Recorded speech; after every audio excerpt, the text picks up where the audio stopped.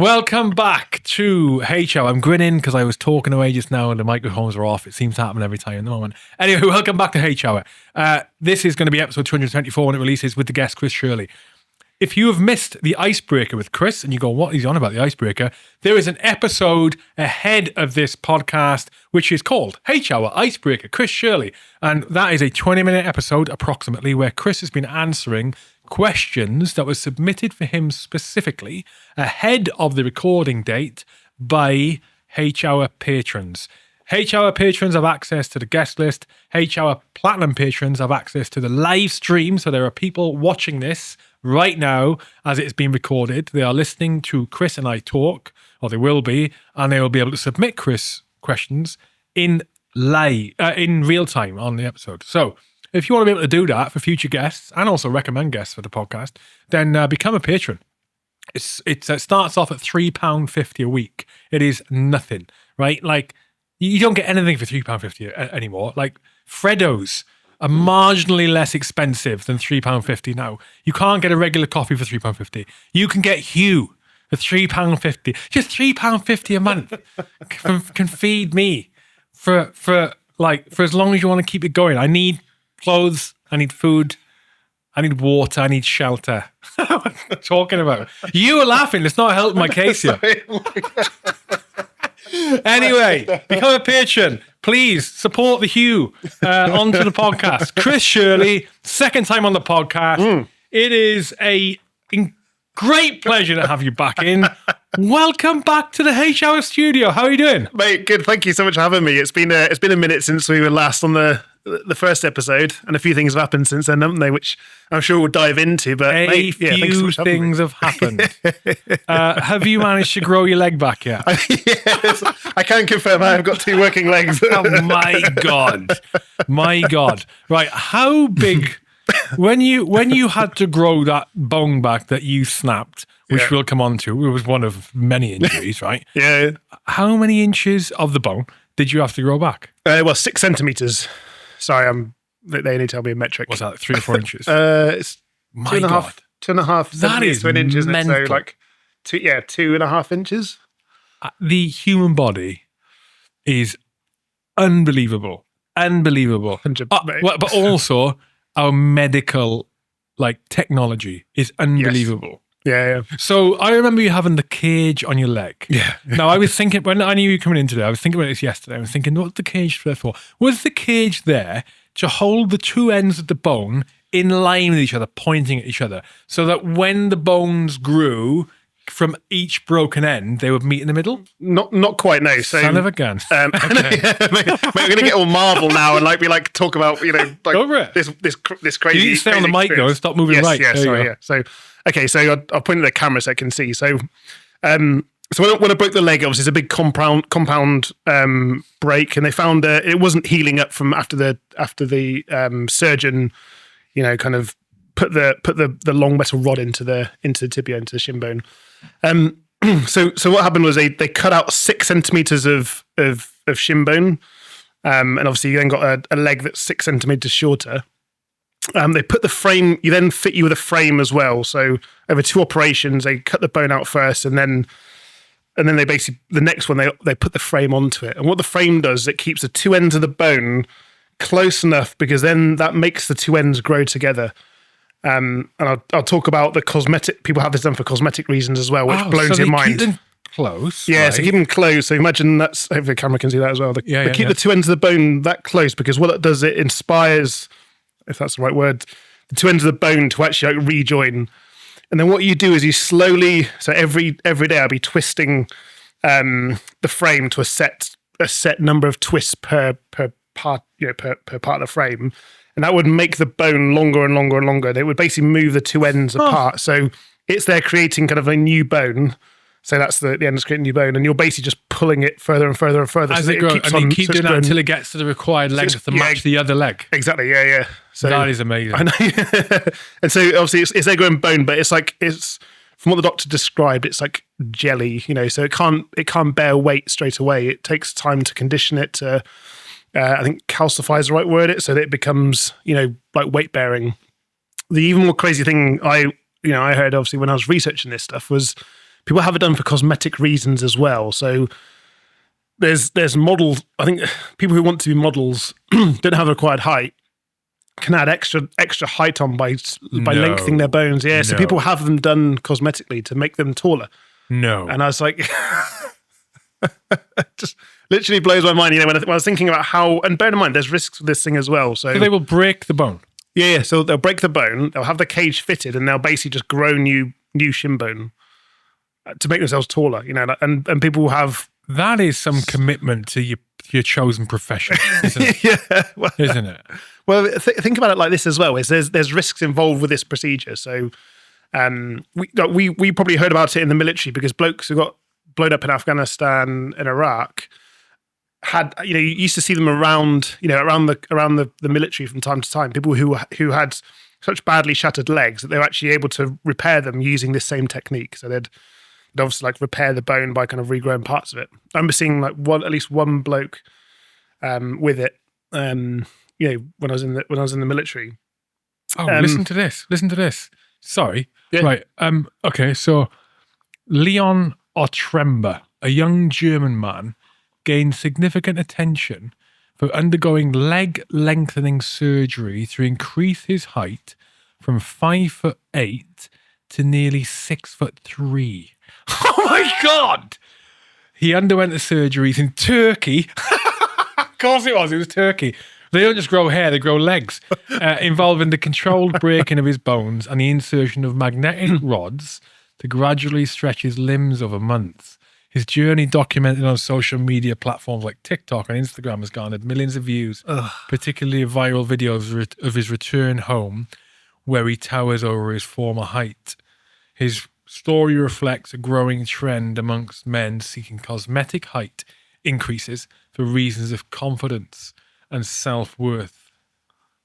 That is bonkers. Yeah. Well, that is bonkers. Especially when you think as well, it's not proportional, is it? It's not like you're making the entire person 5 inches taller. You're basically making the bottom quarter of them 5 inches longer. So when your limbs end up out of proportion, that adds extra risks on it. That cannot be good physiologically, right? Because you're stretching the bone, which means you've got to stretch the muscle, which means you've got to stretch the tendons. Yeah. Surely. And obviously the body will adjust. We were talking about how amazing the body is. The body will adjust to that. But I can't imagine that you'd be able to go and do strenuous activities risk-free. Yeah. Or with any less risk than you had before. I mean, my first question on this gentleman is, my first observation is, well, maybe what actually needed treatment was his psychological situation. Yeah. I am glad I am of just above average height. I'm 6'1". I'm glad. I understand that people may have challenges of varying natures being shorter than average, in the same way that, I have challenges of varying degrees because of things that are unusual about me. We've almost got these things, haven't we? Yeah. Some are more visible than others. Yeah. But if you are that insecure, say, about your height, you need to go to a psychologist first. Yeah. And I can guarantee you, the psychologist is not going to say, mate, I tell you what, I've got just Turkey. I mean, I can't get my head around it. It's kind of sad because you think, the thinking process has gone from psychological issues, and then the only outcome to this is to make myself taller by 5 inches. Was it 5 inches? 5 inches. 5 inches. Yeah. So 5'8" to 6'3". Mate, it's more than that. It's 7 inches. Yeah, so it's 9, 10, 11. I'm just trying to think in centimeters. Parachute math. Yeah, 7 inches. Yeah, like 8 inches. 13 centimeters taller. Yeah, I mean, but bear in mind there's risks. So 8 inches. So when you have the process as well, there's risks to obviously, So bear in mind you've got I can't remember, like 20 metal rods, like basically screwed into your shin bone, and you're literally going for your flesh like kebab skewers. That's 20 ways that bacteria can get into your body. And, and bear in mind, it goes straight into your bone. So did you have the magnetic rods thing? Did you? No, mine was literally like they were drilled into my shin bone. So obviously you put into general anesthetic, and then these things are like drilled into you. They're screwed in.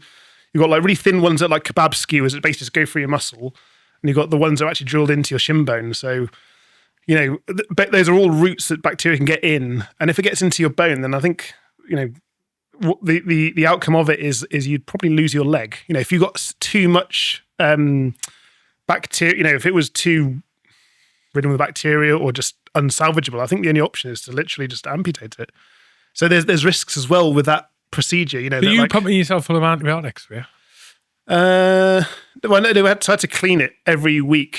Clean all the separate things that get the parts that go into your body with like bright pink fluid, which actually thankfully my partner Annalisa was doing the one cleaning. But yeah, like you put pads over it to clean it, and obviously you probably saw it when I had the headovers wrapped over it to stop the mud and crap getting into it. But yeah, it's still it's basically just like kebabs around you go through your leg. Do me a favor. We have not actually spoken about this really. We've not. No. I know the general gist because obviously the crisis that went on at the time and just phone calls bouncing around, right?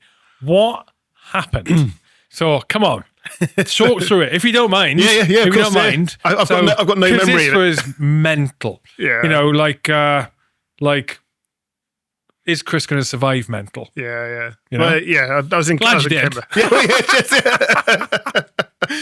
Go on, talk through. Okay, so bear in mind, I've got no recollection of what happened that day because the head injuries are so severe that it just got rid of any memory. So I only hear it secondhand from other people, so I have to piece it together. So we were climbing the Matterhorn. It was our fourth attempt at trying to climb the Matterhorn. So How have been who?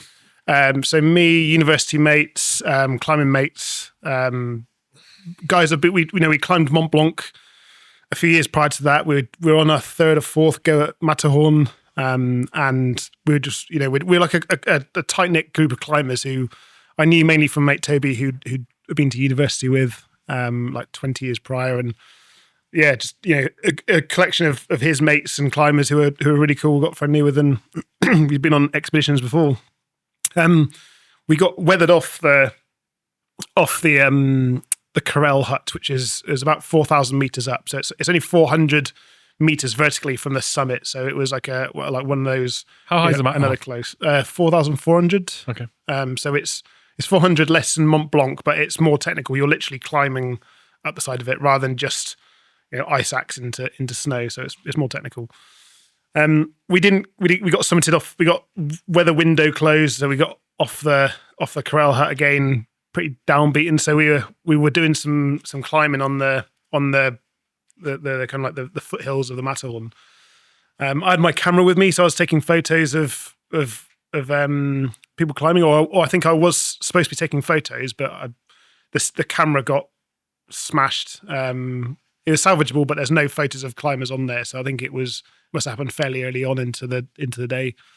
Friends were climbing there, roped up. I'd kind of been walking apparently around the side of them and finding locations that I could photograph them, as they were climbing up. But I wasn't roped up, so I was I say free climbing, but I think actually the terrain was grassy and it was only steep on that part from what I understand. I was walking around like a much more safer part, but what I understand happened was that I slipped and fell and had really bad luck when I tumbled, and then ended up tumbling for 50 meters down the 15 meters. So 50. Oh, yeah, 50 meters down the what I just climbed up. And my friends kind of heard the commotion, came over, saw that I was lying, not looking like I was breathing, covered in blood.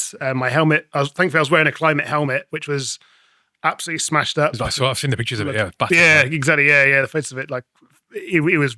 You must have hit some impact. Your cranium. Yeah, so I had 3 bleeds on the brain. When I got to the hospital, they did obviously do the X-rays and all that sort of stuff. So I had a shattered skull down here, 3 bleeds on the brain, and put into induced coma because they were like, we're not sure he's actually. What do you mean a this. shattered skull down your nose like that? Because not everyone watches this. So Sorry, what it was visible? No. So it was.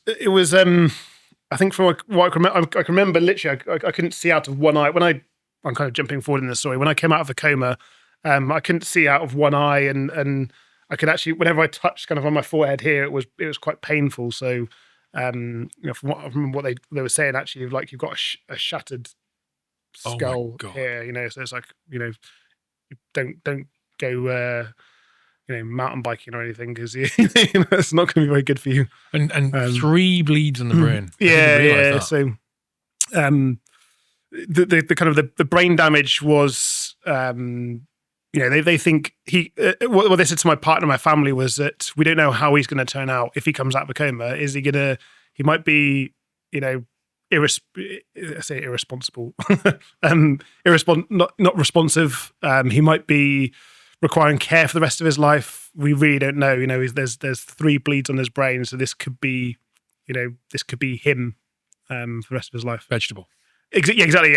Yeah. So that was a kind of the roll of the dice, which the family were like thinking: is he going to come out of coma? And if he does, who's he going to be when he comes out of coma? And I think, like kind of years afterwards, I kind of was thinking, I was like, well, I was just pretty lucky to recover from brain bleeds because there's damage there, and I've got like memory loss for parts of it. I've got no sense of smell back yet, so it has had lasting effects on me for what was thankfully something that's come out relatively okay. So how long were you in the hospital for?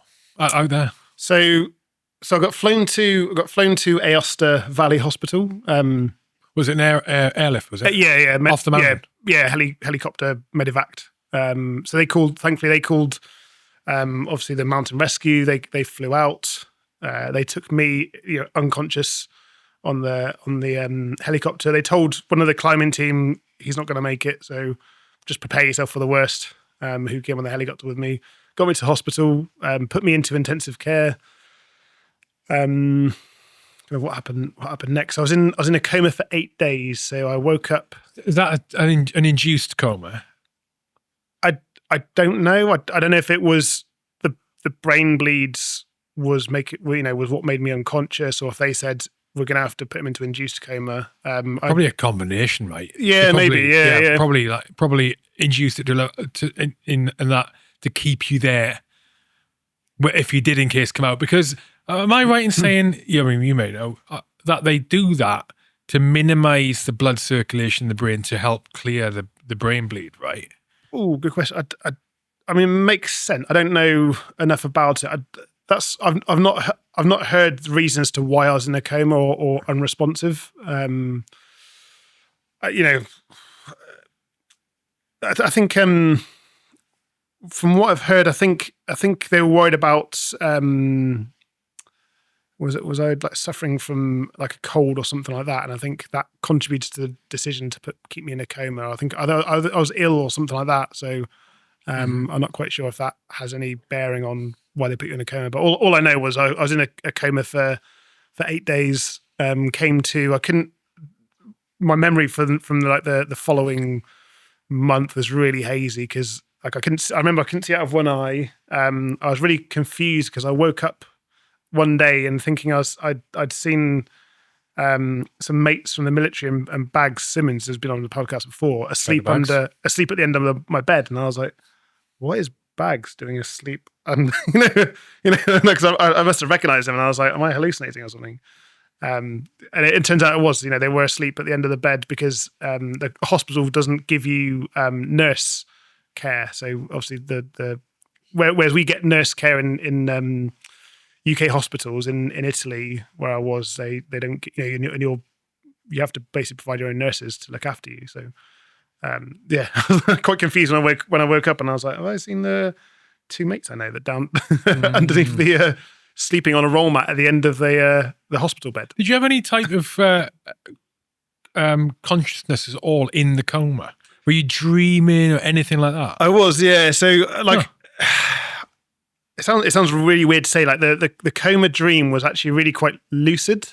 So I can remember like driving around, and I think I kind of like mixed up with kind of like military memories where I was like deployed in Northern Ireland, and for some reason it became, it's a very I can remember the dream really quite well, but when I came out of the coma, just the memory just went really hazy. So I'm not sure if that has got anything to do with the two parts of the brain that were injured, or how it's connected. But it was really strange. So 8 days in the coma. Yeah, 8 days in a coma. And then what was it like when you came round? So I can't remember waking up. Apparently they woke me up from the coma. They'd repaired my broken leg. So I'd come out with I had a shattered leg, broken rib, fractured skull, like all kinds of scars and stuff. I immediately got up and tried to walk on my broken leg, re-broke it again. Oh my God. Oh my God. And so That must have been agony. I can't remember any of this. I was literally, I was not in control of my senses or body at all at that point. So they woke me up from the coma. I got up, demanded to walk, got up, broke my leg again. They put me back in. Jesus. I think they put me back in a coma, I think, for a day or like a few hours, something like that. Brought me back out again, and then strapped me to the bed. I can't remember any of this either. Again, and the doctors were saying to my family and my partner, "We don't usually do this." He's clearly not himself. He's not thinking straight, and he's determined to get up and walk out of here with a broken leg. And bear in mind, so my leg was shattered. They drilled through they cut into my kind of like thigh here, and they put a metal rod in to kind of hold all the pieces together and give it strength. And I got up and tried to walk on that and re-broke it. But I can't remember any of this, by the way. There wasn't clear. I wouldn't do that if I was. No, do you know what? That behaviour, I have heard that kind of behaviour from so many ex-military who have been in similar situations. Like amputees. Yeah. And there's been a couple of guys I've had on who were in comas. Mm-hmm. And the one that sticks in my mind is a guy called Aaron Welsh, where they come round and there is just there's this like drive within them to it's almost as if you're realizing, holy shit, I've been hit. I've been hit. Gotta get up, get going. Get going. And I haven't interviewed, relatively speaking, that many civilians who have been through that experience, but I'm inclined to think maybe that is like this instilled military drive for people who've been in frontline combat situations, that they have this. Yeah. Or maybe not, just that military mindset, army mindset, or soldier mindset. Yeah. That does that, I think. Maybe there's something in that. Maybe I think. Yeah. Well, I think they, the doctors apologized to the family, and they're like, "Sorry, we don't usually do this." He's clearly not himself. He's not your usual climber who sits there and rests and recovers. He was determined to get up and got walking and broke his leg again. Idiot. So we strapped him to the bed. I can't remember any of that. So it was probably best. It was exactly. Yeah. I think the pain of breaking your leg, the first time will be pretty severe. Obviously, you then get up and do it again. What kind of idiot is this? Oh my god. Yeah. So how long were you in hospital before you discharged then? So I got repatriated to the UK. I think it was like 2 weeks in Italy. I repatriated to the UK. And I started to understand at that point. Okay. So I was like. Not until you got back to the UK you started that. No, so it was kind of over the period of like a week or so. So I'd start to understand what had happened. So when I came out of the coma, I broke my leg. I wasn't me then. I didn't really know what was going on. But then it was over the next week when I started to understand, and that's when I saw Bags and Dave who had come over to my rescue as my nurses, so to speak. And then I started to understand why they were here and why I'd seen them asleep underneath the seat at the end of the bed on a roll mat. And what they were doing there to help me. And I know both have got some horrendous stories about helping me to the toilet and help me poop. So you can definitely get Bags back onto the podcast and ask him about that. So tell me about when you first realized what had happened then. What was that like mentally, realizing the nature of the injuries and what had happened? I'd say it's like kind of, I'd say like shell shock almost. But it was more of a case of like how much of a near miss it was. I was like thinking like, holy hell, this wasn't on the agenda for the Matterhorn trip. I thought I was just going to go there, get a cool photo at the top of the Matterhorn and be like, yes, I'm into the Matterhorn. What do we do next? This definitely was, and it was always one of those things as a risk advisor at the BBC. I was always like telling other people to be cautious and be like, think of the worst case scenarios so that you don't end up getting into some things that you can't get out of. And then here it was happening to me, on something I love doing, mountaineering. So it was that shell shock that was like, it can happen to you, which then brings you very much back down to earth. If you forgive the pun, that, you're like, actually kind of, you don't really bounce anymore, and that you kind of are actually a human being at the end of the day. Yeah, it's easy to take things for granted, isn't it? When you had such a long run of no major injuries, Yes. for example, which most people go through life and don't have anything like that. Yeah. Which kind of lulls you into a false sense of security, doesn't it? Sometimes, 100%. Yeah. Especially when you're doing extreme activities, even if you take all of the safety measures in the world, it's like, oh man. Yeah. There's definitely a lesson in it for increasing your risk appetites really subtly, like it's almost sleepwalking into a higher risk appetite, because it's clearly I should have been roped up there because I was wearing a helmet. I should have been roped onto an anchor of some sort, but clearly I thought better of it and didn't realize the risk was of falling or injury was so severe until it happened to me. And I was like, okay, so should have done this a bit better. Yeah. So where did you go to in the UK hospital wise then? So I went to Homerton Hospital because my partner. So it's where's that? Kind of like North Hackney. Oh, okay. So my partner Annalisa lived in Hackney.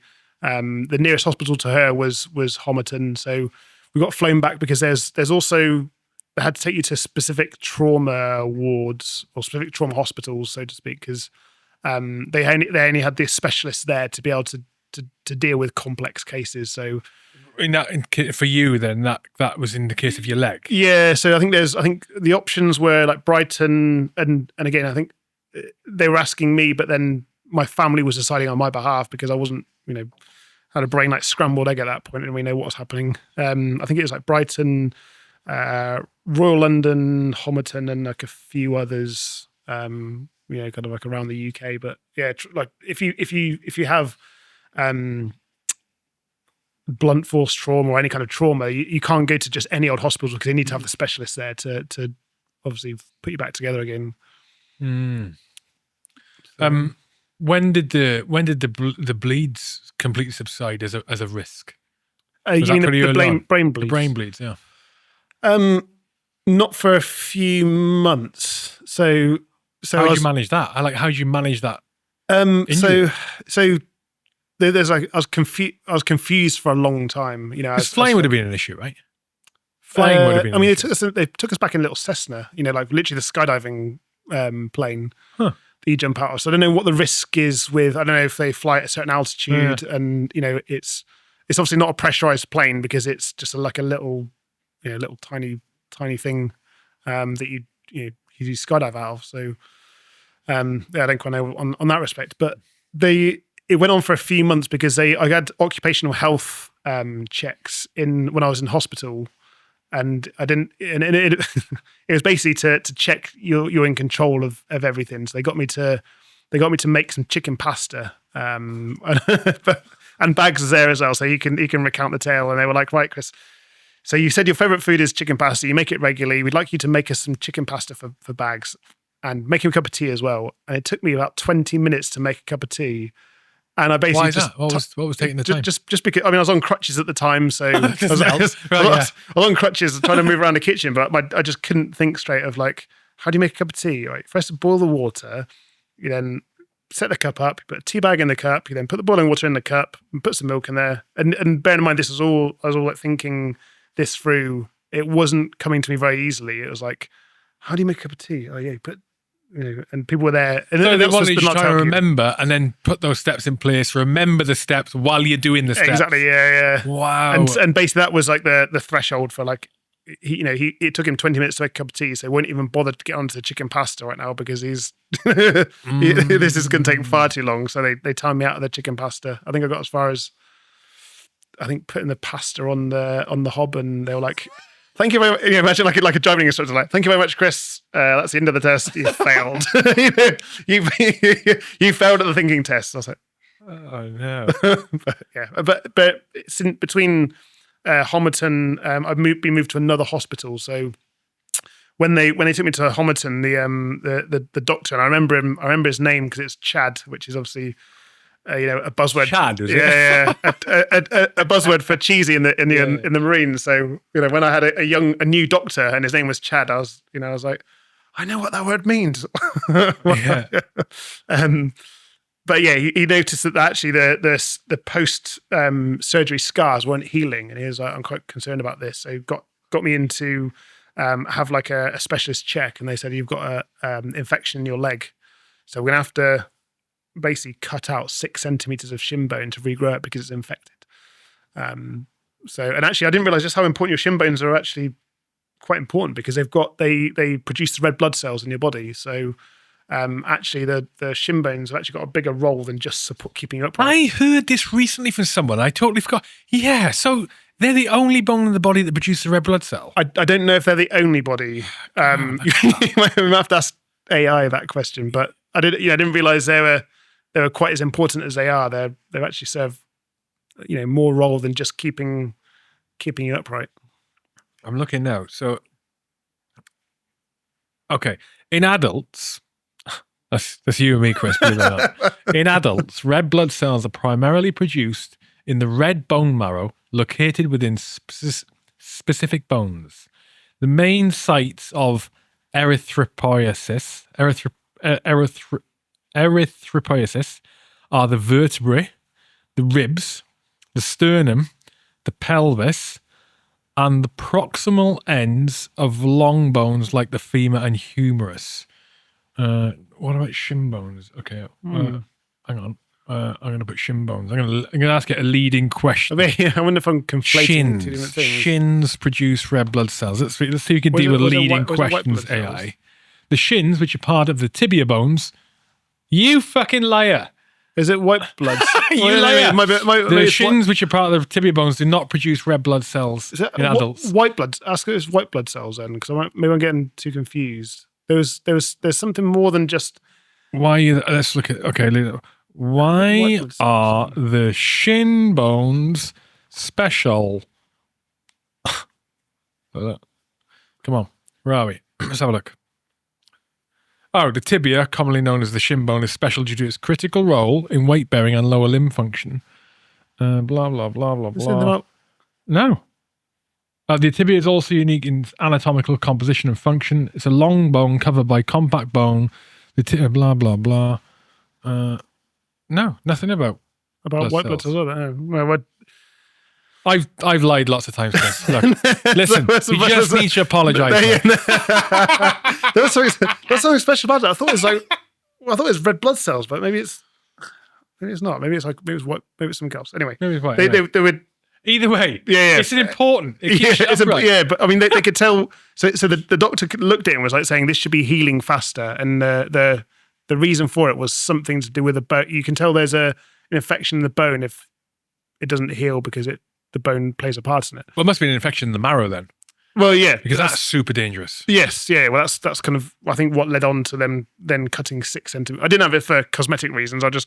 just to get on yeah, you were 5'8" before the mat hole.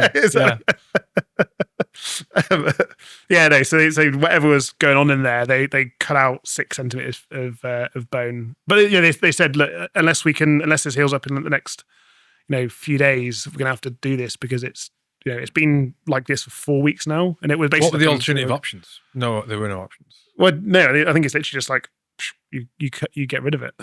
The lower leg. Well, yeah, like it's I think because the infection spreads through your bone marrow up the rest of your body, and it's like if it's not being hit by antibiotics or that, I think the option is just like you have to get rid of it. Oh my God. So yeah, so it was like didn't really have a choice in it. It was like, could have So been you get hospital over quicker. the blood, you get over the brain bleeds, Yeah. and then you're faced with will I have fully functional lower limbs again? Well, that was it. Wasn't a case of you getting over one and then you deal with the other. It's more of a case of you're dealing with both at the same time. So the doctors were worried about the brain bleeds because it was hard to quantify what impact does this have. And then the junior doctor Chad was like, how long have you had that scar? Because this was the second hospital I was at. So I've gone from Italy to Homerton, and then I would go on to another hospital, Royal London, for where they'd actually do this procedure and then look after me afterwards. So yeah, he was then saying, I'm kind of worried about your leg here. This should be healing faster. So yeah, it was like brain bleeds. Oh, and this as well. Oh my God. No, yeah. Well, the best bit would be to come obviously the following March in 2020, when obviously there was more interesting things to do with going on in the world. Oh, COVID. Yeah, exactly. Yeah. Wow. So when were your leg back fully functional then? When was the accident? March September 2019. 2019. September 2019. Yeah. When were you fully functional?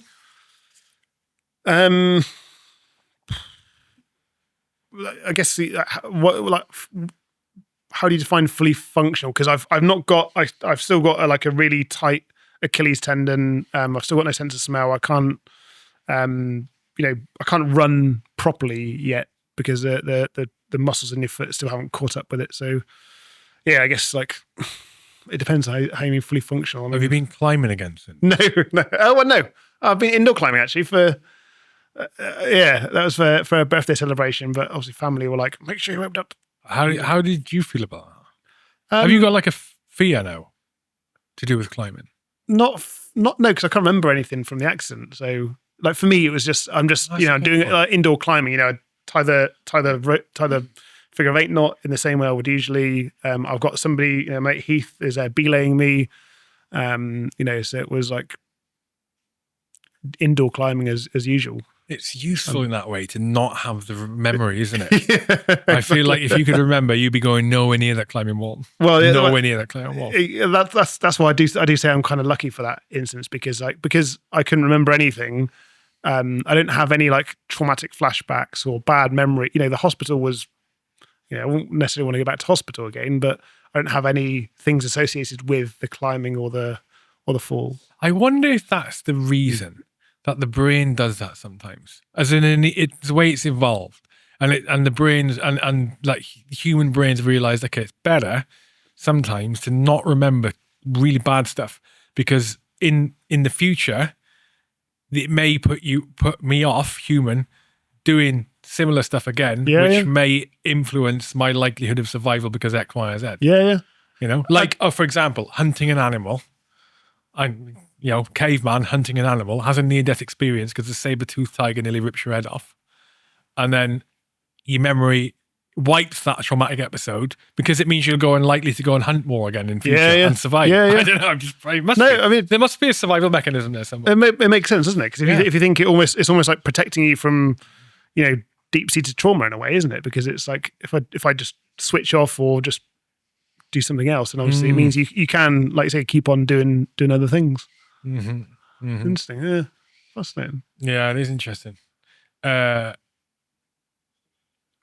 you were lucky, man. I know, so yeah, lucky, honestly. Well, obviously, you can get on to saying thank you as well for sourcing me a wheelchair for those months after hospital because when I did eventually get discharged in December 2019. I had one leg that was literally 6 centimeters shorter than the other, and it was. You probably remember this. The foot was pointing out at a jaunty angle, so it literally looked like we were looking at it, going, "What on earth has happened to your leg?" Because it was this tall, and the feet were pointing out, and had a massive cage on, big dramatic looking cage, and it was like, I'm going to end up with a normal leg again in 10 months' time. And it was 10 months you'll wear that cage on and and carrying your normal life. And you're just there doing you're going through an algorithm of do this one 5 times to the left and this one 3 times to the right and this one to, and you go for it every single day doing the adjustments every single day to basically just pull those bits of bone ever slightly further apart. For 10 months I had oh my God. And the amount of times you bang it on tables and stuff. And bear in mind this thing's like screwed into your shin. You can feel it through your entire skeleton when you accidentally knock the frame. Oh, really? Yeah. What does that feel like? Explain to me what that feels like. Well, it's like, it makes you go cold because like all of a sudden you're like, you knock it. And so you're walking around in the kitchen, you forget that your leg is all of a sudden, I don't know, wider than what it should be. Like triple the width that it usually is. You clang it into a table and you're just like, oh, yes, I remember now. So, like stubbing your toe, but on steroids. A million times worse, yeah. And you can feel it everywhere. It's not like your toe. What do you mean you go cold? Nose. What do you mean you go cold? Well, because it's there isn't really like a pain like it. You stub like an exterior limb. Like your toe or your, I'm just thinking like stub your finger.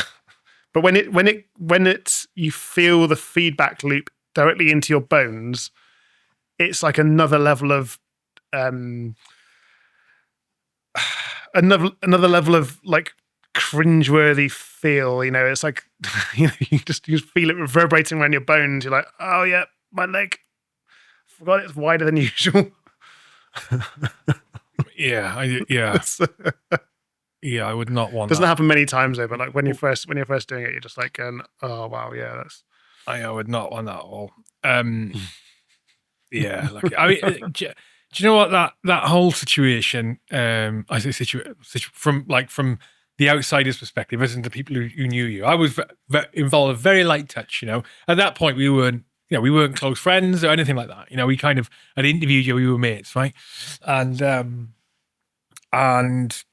obviously you had the Tales of Adventure thing coming up. Yeah. But it was a something else I owe you some thanks for as well. I was running the Tales of Adventure when I was in the coma, because that was actually the day when I woke up from the coma. So oh, was it? Yeah. Can I say it? Can I go through the? Can you say what? The Tales of Adventure thing? Go for it. So yeah, you go for it. You go for it. So when I was in the coma, so I'd organised. I've been running Tales of Adventure, which is a community group speaker series where everyone would get together in the same room. And obviously you spoke on it in the months prior, I think, literally that summer, hadn't you? So you knew what it was about and what the setup of it was. I organised two of the Afghan mountaineers, the female Afghan mountaineers, to talk. They'd been flown over by a charity to the UK to do like a round of influence kind of outreach stuff. And when I heard about this, I was like, made sure I got in touch with the CEO and said, let's get you on Tales of Adventure. At the time beforehand, you'd been out enabling basically sporting activities in Afghanistan, hadn't you? Yeah, and this is 2019. So 2019, yeah. And then, that included snowboarding, cycling, all sorts, wasn't it? Yeah. So that was like parkour. It was mountain bike teams. It was running, like all sorts. Yeah. So that was my my main thing. So when I'd organised this to happen, clearly I hadn't thought if I fall off a mountain, then this Tales of Adventure is not going to go ahead. But because of my partner Annalisa, she roped in you, my friend Heath, Tom, who's also been on the podcast, and Jonathan Beale. Oh, and that's what I mean. Yeah, he reached out. So Tom reached out to Jonathan Beale from the BBC, one of the defence correspondents, and he kindly emceed the event for me. Which, when I look back at the videos now, I'm just thinking it was like a full packed out audience. They all paid like £5 or like £6 to come to it. And it was like, people ran it and kept together on, whilst I was there in a coma. And that's the night I woke up from the coma. So that was I didn't realize that was the night. That situation, it's a really good example of when you have this sort of community or various networks and friend groups, right, who are not connected. Yeah. And they all have this, this sort of commonalities between them all, in that there's different individuals that overlap between different networks and groups and stuff. And this is just a fact of any community, social organization, so to speak. But when something like that happens, and you can analogize it to like a magnet as like a positive and a negative pole, as the two poles, and all the electrons in the middle, they're all like pointing different ways. Yeah. And when you when you present a force or a stimulus on one of the towards that, either the north or the south pole of the magnet, all of the electrons in the middle, they all of a sudden they're all pointing different ways. Yeah. They're doing their own thing, and then they all go. They all point exactly the same way. Common cause, right? Concentrate now. We got a job to do. And that is like that whole thing. Like Tales of Adventure was only one little part of it. You know, you were involved with so many other things, and there was so much else that needed to be done. From care of you, like the wheelchair, right? So I know you said thanks me for that, but it's like that. Just getting the wheelchair, like. I didn't magically have a wheelchair sat next to me. It's like Chris needs a wheelchair. Okay, ask the network, whichever it did. And it was and it came from Colchester, where it came from. Now I can't remember who sorted it out for me. I think it came from the Health for Heroes Centre up there. I think. Yeah, or that's someone was familiar. there. Yeah. But they wasn't like the authorised to give it. It was like sneak the wheelchair. What the fuck? Okay, it's going. Where's it going? Who do you need it for? Chris Shirley. Who's he? Don't know, but we need it. Yeah, give it. Okay, cool. Back of my car. Down to London. London, have your bags. Bags gets the wheelchair. Goes to you, and then all of a sudden it wakes up. Again, it's all that everyone is orientated in the same way for the same purpose. And only the. That kind of orientation only happens with the best kind of people in the most important of circumstances for the absolute right reasons. For example, Chris Shirley, who is not a dick. Chris Shirley's this guy, does all this stuff.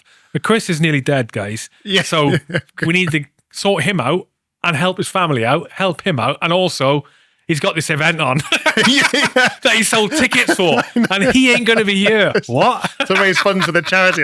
Yeah, and it's like you literally couldn't put like any more like complicated things to it, could you? It's like Chris, because even Tom, Tom flew out to Aosta to take my North Face grip of climbing gear back to the UK. Because it was like he's got 20 kilo. I've got 20 kilos of like tent and sleeping bags and climbing harnesses and like carabiners and stuff, and it's like he flew out just to get my gear back to the UK, and when I think about all those little things that people did, I'm just like, I'm going to be saying thank you for a lot of years afterwards. Now it's been 5 years, literally. Last month. And the thing is, you'll never be able to say thank you for them, and you don't need to. You don't need to. No, but there's so many like fringe elements to it, or not fringe elements, but these other elements to it that were involved, even in the most sort of intangible of ways in supporting it, like Mike Valance. Mike Valance. Now Mike Valance now well, but when that happened, Mike had events organised up in Leamington Spa as part of Rugby for Heroes that all of a sudden got a Chris Shirley Tales of Adventure orientation to them. He had a whole restaurant full of diners giving the shaka. There's a photo of that, giving the shaka to that event. It's like totally unrelated to Tales of Adventure, but because he knew, other people knew, so right, Chris is in the shit. Right, let's send him some positive vibes. It's like you reminded me again as well. You had the guy from Fun Loving Criminals, Huey Morgan. Yeah, like I used to live to. He's had a shaka, didn't he? Yeah. I forgot about that. He's got a book out at the minute. Buy the book, guys. yeah. Well, Heath, my friend Heath, got in touch with Tom Hardy for Instagram, and I got shared on Tom Hardy's Instagram as well. So and like I got appreciating posts from Bear Grylls as well, and lots of people came together who, you kind of begin to think of like when you actually really really need help. My God, people will move heaven and earth. I'd say it's not just veterans, but the large part of it was people who are in the military who are like you say, like those electrons. They just all of a sudden it's like, right, we need to pull Chris out of the shit because he's fallen off a mountain. We're not sure if he's going to come out of this coma, if he's going to survive.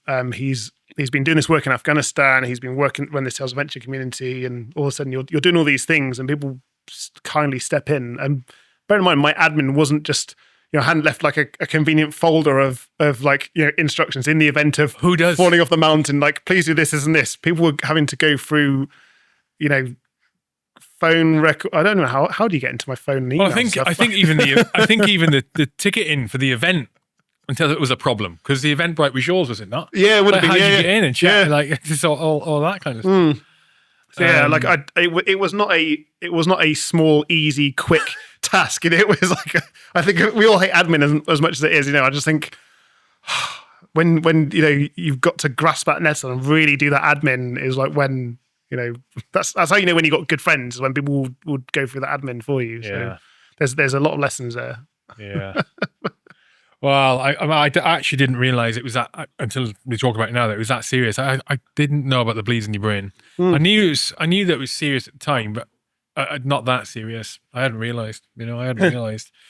Yeah, well done you. Well done you for getting through it. Yeah, Jesus, man. Jesus. Yeah. And then you went straight to COVID. I went into COVID, yeah. So bearing in mind, I had this frame on my leg. What COVID kind of started to happen in March time, wasn't it? First lockdown, yeah. So I had to go into the hospital every week. I think at that point, maybe every few weeks, have it checked out, make sure that have it x-rayed, make sure the process was happening as it should be. And then it was like COVID's happened. So they're like trying to think, does it need to come in every week? Can we do it via remotely? As it happened, I still had to go into hospital every 3 weeks then at that point. Have it x-rayed, have it checked. But obviously you can't just, I couldn't walk a mile down to Royal Hospital. So it was like, they then send ambulances. I think they were sending ambulances around to get patients into the hospital so they can make sure that you weren't taking the bus or you weren't, walking and bringing infection in. So yeah, crazy. But I think, one thing I do say to everyone is that, if you're gonna recover from something big like this, is you may as well recover when the whole world is going through this huge change, because nothing was happening. So there wasn't really anything to miss out on because everyone was on lockdown. So I was almost, just a bit locking down a bit earlier than that because I was trying to regrow my leg. Yeah, it's a good way to look at it, actually. It's fortunate in that respect, actually. Yeah. What's Estonia like? How have you been finding Estonia? What's it like comparatively speaking to the UK? I've never been. I've been to Latvia, which is like in the vicinity, maybe, is it? I don't know. What's it like out there? Estonia, I mean, it's like apart from being Baltic cold. It's cold in the winter. I never did Norway with the Marines, so I kind of like think of this as like my Norway phase of life, as my cold weather warfare phase of life. But I mean, it's interesting because obviously it borders Russia. It's really digitally advanced. They've had digital ID cards for decades now. When they vote, you can vote, you can get married, you can pay your taxes, you can do everything digitally. There's not a case where you have to go and have a physical thing. So it's useful in that respect. Estonians obviously was part of the Soviet Union up until 1991. It's right in it's part of the EU. It's part of NATO. It's right up in the northern corner of the EU. So it's just below Finland, above Latvia, and obviously right on the border of Russia. It's an interesting place. There's lots of things going on there in terms of they're thinking like kind of years ahead. They're like, right, how do we incorporate AI into our education? Because they're a smaller country. They're 1.3 million people at the moment, was the last census. So it's like that's it. Yeah. That's tiny. So I know that's so when I put it into perspective, I was like, this is literally Angel and Hackney. That is tiny. Boroughs. I did not know it was that small. I think kind of landmass size. I think it's about the size of Wales, but don't quote me on that because after the you're checking, you'd be like, actually, Chris is like Scotland. No. So it's like a really low population density, and it's all concentrated above, pretty much in Tallinn and Tartu, the second biggest city. So outside of it, it's very rural. You've got lots of like countryside, lots of I think is it over half the country, maybe 2/3 of the country is forested. There's like thousands of lakes there. It literally looks like your Scandinavian wilderness, your and lakes. it's mountainous, is it? No, it's flat. It's flat as a pancake. So probably the best place that I could be after the mountain. My partner was just like, right, keep going to move to a billiard table. Yeah, exactly. Yeah. What's it? Have they got a communist history?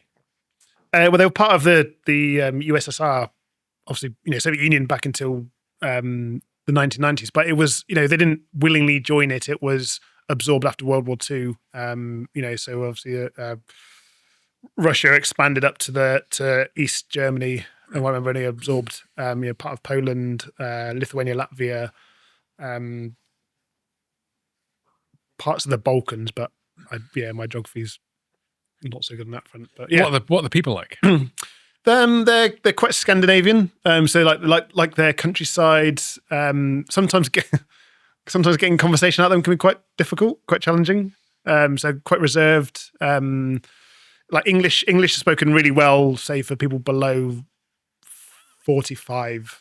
So you can go out and pretty much talk in English to people, and they'll talk back to you, and they'll hear my poor Estonian, and they'll reply back to me in English, and I'll be like, I was trying to improve it, but now you're just just speaking back to me in English. Like Estonians are like they work hard. They're incredibly intelligent. Like the average, I think they're one of the leaders in the EU when it comes to education.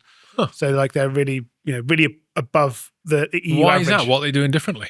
There's just been a focus on it. So like there's a whole societal focus on education. You go into you do your primary school, your secondary school. I think education's up to 18, I think, off the top of my head.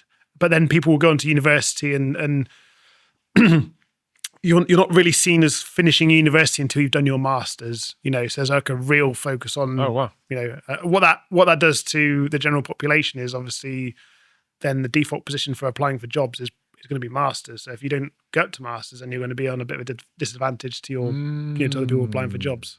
So it has plus and minus effects in terms of people are very well educated, but if you say going for a job out there, I think you'd find it quite hard if you didn't have like a master's degree. Why do you think that their demeanor's like quite reserved? Have you thought about that? Yeah, I think it's a mixture of things. So kind of you can obviously see how when the Soviet Union was active, you didn't really talk to your neighbours about things for fear grass you up. Well, exactly. Yeah. That's I've done a lot of travelling around the country, and that's kind of what I understand to be the a contributing factor. I think also as well is it's very Scandinavian thing to be very kind of private. Whereas Brits, we're very kind of outgoing, especially in London, places like this. You talk to people and you like to be surrounded by kind of lively things happening. Whereas actually Scandinavia, I think as a whole, is a lot more reserved than other big places. Part of it's maybe like literally the weather. Yeah. And the reason I say that is this is just randomly. I was randomly thinking about this yesterday when I was doom scrolling, right? And you came across Estonia. No, it was Russia. Not that bad. Yeah. And this nonsense crap I was looking at, and it threw up. It was like the most depressing town in the world. This is what it said reportedly, and I think it was called Irkutsk, something like that, and it was in Russia. And just looking at the image of this place, you go, "Oh my god, man!" And it looked at first glance like it was basically, apartment blocks, apartment buildings everywhere, really packed in close to each other. That sort of characteristic rundown Russian, like Chernobyl look, when no one lives there anymore, but they do live there. Yeah, you see places like that in Estonia as well. Yeah, and it's dark and dingy. It looked fucking freezing. It probably is freezing all the time. And it was quite, where was it?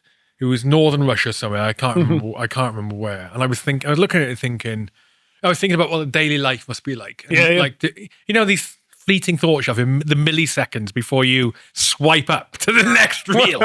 And I was looking at it and going, I wonder what it's like. And I was thinking, about the character of a lot of the stereotype that you have of a lot of Russians. Yeah. I was thinking this is why they either like hard drinkers or they're very reserved, you don't see them very much, because to go outside is freezing cold. And you don't socialize a lot because it's not convenient to do so, and you're only really socializing with your own people in your own apartment, which is probably true for a lot of those countries in those kind of climates. You know, they don't socialize very often because they do it less. Whereas here, we're more fortunate. We can cut about, and it doesn't get that cold where you don't want to step outside ever. Yeah. So it's natural to be talking to people, you know? Yeah, I think it's probably like a number of there's a number of these push factors, isn't it? It's part of it. Yeah, It's exactly. the whole thing. Yeah. That's. I mean, it's I've been there for 3 years now, and I come back regularly. So, I've kind of like observed it. I've done races, bikepacking races around the country twice now, where you literally go the entire way. What races? Like bikepacking races. Oh, yeah. So you basically tour around all these places, and I see those ghost towns. I call them the ghost towns, like where they were clearly, and they're very Soviet looking, apartment complexes, very brutalist architecture, and it's quite depressing, sadly, because it's it literally looks like it's an unloved. It looks like, I'll go ahead and say it looks like something from The Last of Us. You'd look at a zombie disaster film, and you'd be cycling around these places, and you'd be like, am I on a film set, or this is like literally like a dying dead town. You see them everywhere in Eastern Bloc, don't you? You do. I remember I've been to Serbia a couple of times. You see similar places out there, and in all these areas. Mm-hmm. But I think as well, I mean, it partly is the indication of maybe the kind of places they are, or they were, but also because they're so prominent, like they're so common by the people who live there, they kind of accepted it as a norm. Like we kind of judging the look of it based on what we're used to. Yes, on our values and what we expect to see. Yes, but it's a different part of the world. Yeah, totally different history. Yeah. In the same way you go to Nepal and they live in mud huts. Yeah, well, exactly, in the foothills of the Himalayas, kind of thing. Yeah, mud huts might be a bit extreme, but no, yeah, well, yeah.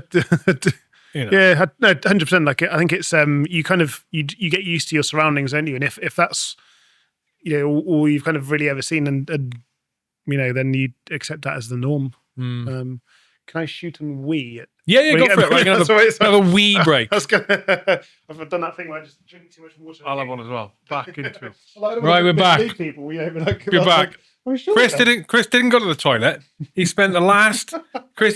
What he did was he spent the last 5 minutes fact checking. Because I called him a liar about the shin bone. No, mate, finish your mouth full. It's too late. Listen, he's been fact checking about the shin bone. So it does. Yes. The bone marrow produces red blood cells. The bone marrow is inside the shin bone, so it's like. Let's agree. Crap. Yeah. Anyway, all right. So we were both right. So separate arguments, isn't it? Where it's just like, I mean, it's a bit. It's like, what did it say? The shin bone. It said the shin bone doesn't produce red blood cells, but the marrow inside it does. Fucking hell, man. I say, come on, AI, you can do better. Where were we? What were we talking about? Jesus, you're gonna. What are you doing now? Oh, you drank all that, yeah? Okay, so we're back. So hang on, what were we talking about before we went off here? Estonia. Ghost towns in Estonia, I think. That's right. Yeah. Sorry, I mean, I ask about it. The reason I ask about it is I'm becoming increasingly more interested in that in the ex-Soviet parts of the world. Mainly because I'm reading a great book at the minute called The Cold War. Yeah. And it is amazing. I've not read a book specifically on the Cold War before, and this is a historical recount of it. Yeah. And it is so interesting to read. Interesting to read. Here's one that'll blow your mind. So you can go and visit the nuclear rocket silos in Estonia and the Soviet country, the Baltic countries, which I've done a few times now. Literally, you can visit the old rocket bases, and they're obviously deep into the woods. You've literally got to get a train and mountain bike for a few hours to get to them because they are so deep into the woods. And you can see them on Google Earth. There's tourism sites dedicated to go and visit these rocket bases, and it's kind of a bit weird, when I look back on it now and I go, well, it's basically just going there to look at where nuclear warheads were pointing towards the West in the Cold War. But because it's such recent memories, it kind of brings it to life more. And then I can show other people, if you want to go and visit this rocket base, take this train to this place and cycle or drive a car to get there. And Yeah, but Yeah. fascinating. Anyway, Wild times, mate. Wild Well, yeah. times. Wild times. And you think about, like, when I'm reading it, I'm thinking of it all in the context of what's going on now in Russia, you know, and America, because it's not obviously the Cold War. It's predominantly, the book is predominantly about the main actors in it, which were America and Russia. And there's other things in there, but it does change your perspective on things at the moment in terms of, I don't mean drastically, but it adds context. yes, yeah. To, you know, things like what Putin may be thinking, given all that he was, you know, because he was there, in significant roles, not politically, but, you know, security agency towards the tail end of the Cold War. And you think about the kind of environment that was, the kind of role models he might have had, you know, the kind of opinion of America he may have. Yeah. You know, and there's other things in there like recently, about 2/3 of the way through, it's been talking about CIA, when the CIA came about in 1958, I want to say, and like the original mandate. And there was the conversations that were being had at the highest levels within the USA about, well, what is acceptable behavior overseas? Yeah. What we deem acceptable now in terms of how a country, a nation state should behave morally, ethically, from things like the Geneva Convention as an example. Now, this isn't referencing it, but, you know, these kind of rule sets, international playbook we have about don't be naughty. don't go invading other people. Don't take other people's land. Man. Let's not go meddling in other countries and try and, for example, overthrow a leader of a country who's been democratically elected because we don't like that leader. And these actual things, having conversations, and it's interesting because early on in the CIA, when the CIA is formed, when I say early on, I mean the first months. These conversations have been had, and they come to the conclusion that for the greater good, it is okay to do things that we wouldn't find acceptable for other countries to do to us, but to do them elsewhere because for the greater good, to preserve Western democracy, it's fine. But we got to keep it a secret from the public. It is so good. And you go, holy shit. They go, yeah, it's fine, because keep it a secret because the public wouldn't understand. And the budget for the CIA, when that decision was made, the budget for the CIA went from $8 million to something like $60 million in the space of 9 months. Oh, wow. And they go, and they then get their fingers in all the pies. Oh, really? Everywhere. And they are fucking around. You know, like secret espionage and assassinations and all sorts of stuff. 101. It goes off the charts. Really? Off the charts, mate. But also in the context of it, you had that major power struggle between East and West. East and West, you know, and the fight against communism and the very real threat of communism on America's own home shores and elsewhere, you know, of which Estonia was a part of it. Wow. And you look at them, when you look at these countries and these places that exist on the fringes of either of Europe, Western Europe, or Russia. These that go back and forth in the hands of each and the influence spheres of each. Belarus is a classic example. Classic example. Ukraine's a classic example. You go, wow. These places have been turbulent for a long time. In a different way to somewhere like, when I think of Afghanistan, I go, wow, that place has been turbulent for a long time. With war, mental, for hundreds of years. But in much closer like history than that, the country's right on a doorstep. Like that. Back and forth. An even better example is Germany. You think how young Germany are in terms of let's say their rebirth after the Second World War. That is not long ago. Or even younger than that, Czech Republic. Oh, Estonia, the 90s. Estonia. You know, the fall of the Berlin Wall. That just totally upends how countries operate, where their ties are, what their allegiances are, how their morals, their principles, what guides them, what their intent is. 25 years ago, 30 years ago. Well, 35 years ago now. 35 years ago. You know, we forget just how turbulent European times have Things been have changed. Yeah. just a generation ago. Yeah. You know? 100. When we're still, in some respects, dealing with the legacy effects of World War II, with debts that are only just being paid off Yeah, or exactly. still owed. Yeah. You know, Crazy when you think about it, isn't it? Like, literally that World War II is finished a long time, multiple generations ago, yet the impact of it is still being felt like decades later, isn't it? Yeah, wild, for sure. wild. Yeah. It's almost like I wish I'd started reading up on this kind of stuff when I was younger, but then I didn't have the appetite for it. Well, exactly. Yeah. I mean, you think back to the military is that, all those times you're forced on like battlefield tours and,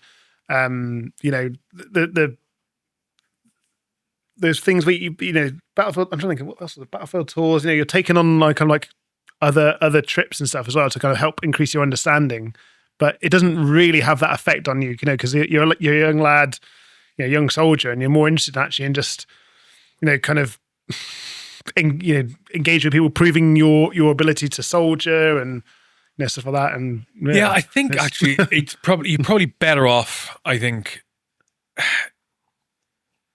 Not going to that level of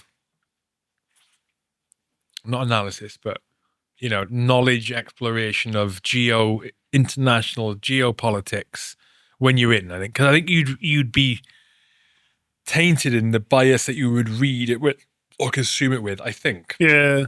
And I think most military are in, and for good reason. They are. They're biased towards. One way or the other, certain things is, the bias towards looking upon their own country favorably, even in the face of overwhelming evidence that may not be, the greatest guys sometimes. Yeah. I think you're better off sort of learning it after. Yes. And also, for myself, certainly, I've spoken about this in the past. I think it's dangerous, which is probably why it's discouraged, almost certainly why it's discouraged, to go and try and understand why are we in Afghanistan? Why are we going to Iraq? Okay, we're going to Iraq, for example. Okay, I'm a private soldier. Let's have a think about this. Let's assess why am I being sent? Do I agree with it? No, you don't want to be. Yeah. No, you don't want to be doing that. You may have people who don't want to go. Maybe, maybe. You may find yourself getting kicked out. Yeah, or jailed. Didn't that happen? That happened a few times though. People who, again had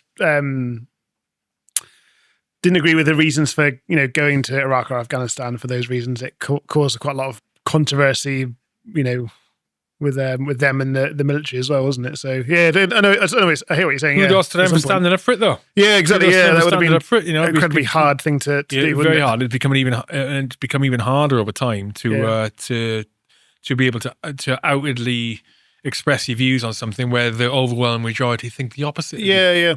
And because what's the word? Because you just get chastised, outcast, and I don't necessarily should be the case. It should be okay. I welcome the opposite opinion and go from there. Yeah, exactly. Yeah. Like staying objective and that impact is just like magnified over recent years. We were talking earlier about. You were talking earlier about Estonia and like they're quite reserved, that Scandinavian mindset. Mm-hmm. I miss those days here. When I was growing up and relatively recent, when I was a bit older, like between 20 and 30 years old, I'd say, like, it wasn't normal to ask what your political allegiance was. It was, when I was growing up, young, it was considered rude. I remember being taught that by my parents. Like, it's rude to ask. Yeah. Who did you vote for? It was a rude question. What the fuck is it to you? That's private. Yeah, it's private. Yeah, because you didn't. It's unnecessary information. It's almost like, how about you just judge me on who I am and how I interact with you and what I do, as opposed to what you think I care about or my concerns are based on who I put my stamp on the ballot box. Yeah, exactly. That's totally different now. If you get asked that question, if you decline to answer, that's the problem now. You'll get chastised for that. What do you mean you won't tell me? Yeah. Oh, that means you voted for Trump. Well, it means you voted for Farage or you voted for X, Y, or Z. Yeah. Normally a right of centre thing. Yes. It's like, how about I'm not telling you? Yeah. None of your fucking business. How much do you earn? How much do you take home? Even stuff like that. I don't care. I'm not fucking telling you. Yeah. What are you talking about? This is not acceptable. It's weird now. That's not the case. You're expected to give the information out. Yeah. It's true, and I think that's like social media effect, where people have been encouraged, in a variety of different ways. I don't mean like some sort of nefarious activity to get people to, but the way social media works is it encourages you to interact with it and put stuff on there about yourself. Yeah, kind of like put personal content on From there. positive things to negative things. Yeah, So I think it sort of presented this world now where you're expected to be open about every aspect of your life. Yeah, every aspect of your life. Yeah. Things that previously would have been, I'm not going to tell you who I voted. Very rarely will I tell someone who I voted for. Very rarely. That's if I've even voted. Well, yeah, exactly. Yeah, exactly. Fuck off. Yeah. None of your business. And like, why would you care? If you and I get on really well, and you were to me and a hypothetical person, right? And let's say this hypothetical person who I get on well with asks me the question who I vote for, and I answer the question, they don't like it. They decide then to dislike me or think less of me because of that answer. Different answer. Yeah. They're the problem. Like, never mind that. Yeah. You're the problem. Exactly. I've got friends across like all parts of the political spectrum, and I see it as beneficial because I can then take, this person has voted for this party or this person has got this perspective based on this life experience, and what I can do is it makes me a better person because I can then map it and say, well, this person had this upbringing or this person came from that upbringing, and they vote for this now or they believe in this thing. So yeah, it kind of almost makes you all like more worldly wise, I think, by having friends and interactions across the political spectrum. I sound like a journalist or diplomat or something. It makes sense. We've gotten to a position in society here in the UK, at least, probably in America. I've not been there recently. I'll be there next week, but not recently to be able to judge. But we've gotten to a position here in the UK where the default response to discovering someone who thinks the opposite of you of X, Y, Z ideology or political thing is bad, and that means they are bad because they don't think like you. That is terrible. It's terrible. Well, You shouldn't be like that. Yeah. What it should be is, okay, you think differently to me. I accept that. Maybe I don't understand why you hold that position. I don't agree with what you think. But do you know what? We were friends before, or I've respected you before. I respect you just the same now, and we have different viewpoints. Yeah. Because the reality is, what most people will find is that when they on these buzz topics, or these not the buzz topics, the what do you call it when something's like highly flammable. Yeah. These I say Tinder topic. That's Tinder like topic. a Tinder box is like Tinder box, close to setting fire, isn't it? But not actually Tinder as in the dating app. What you find is like oh shit! Can't go on. You've got me thinking about Tinder. Sorry. Hot topics. Hot topics are good. Hot topics. Yeah, God damn it. Yeah, I don't think there's enough. Anyway, they just end up like this division of people. But when you talk about them, if you were to sit down and talk to someone who initially thinks you think they're polar opposites to you, the Trump one is a perfect example, right? Trump Biden, or here in the UK, you can go Nigel Farage and fucking Keir fucking Starmer. He's a bad example because everyone hates him at the minute. But Nigel Farage and what's the Ed Davey, the Lib Democrats? All right, leader? Ed Davey. What you'll find most of the time is if you sit down and talk with someone who is a Ed Davey fan and you're a Nigel Farage fan, say, if you actually sat down and had a discussion with each other, I guarantee that on 90% plus of the general things that if you say, right, write down what you're concerned about or what you care about in the UK, you personally, what is it? If you wrote a list of 10 things, I guarantee you, almost all of those things, most of those things on each list, they would cross over. Yeah. Most of the things everybody's aligned on. Because the things that you care about, they're like, these are human nature. You care about things. Yeah. I care about my finances. I care about my family. Safety, I care about my security. health. I care about education, and I care about, I don't know, transport. Opportunities for growth. Opportunities for growth. I care about employment. And it all cross over. You know, there'll be very few things that you disagree with that are different on the list. Yeah. You know, the problem today is because of the way this division is encouraged, and the divisiveness is encouraged because it sells papers, it gets clicks. Also, it's very beneficial politically because it makes the electorate very predictable.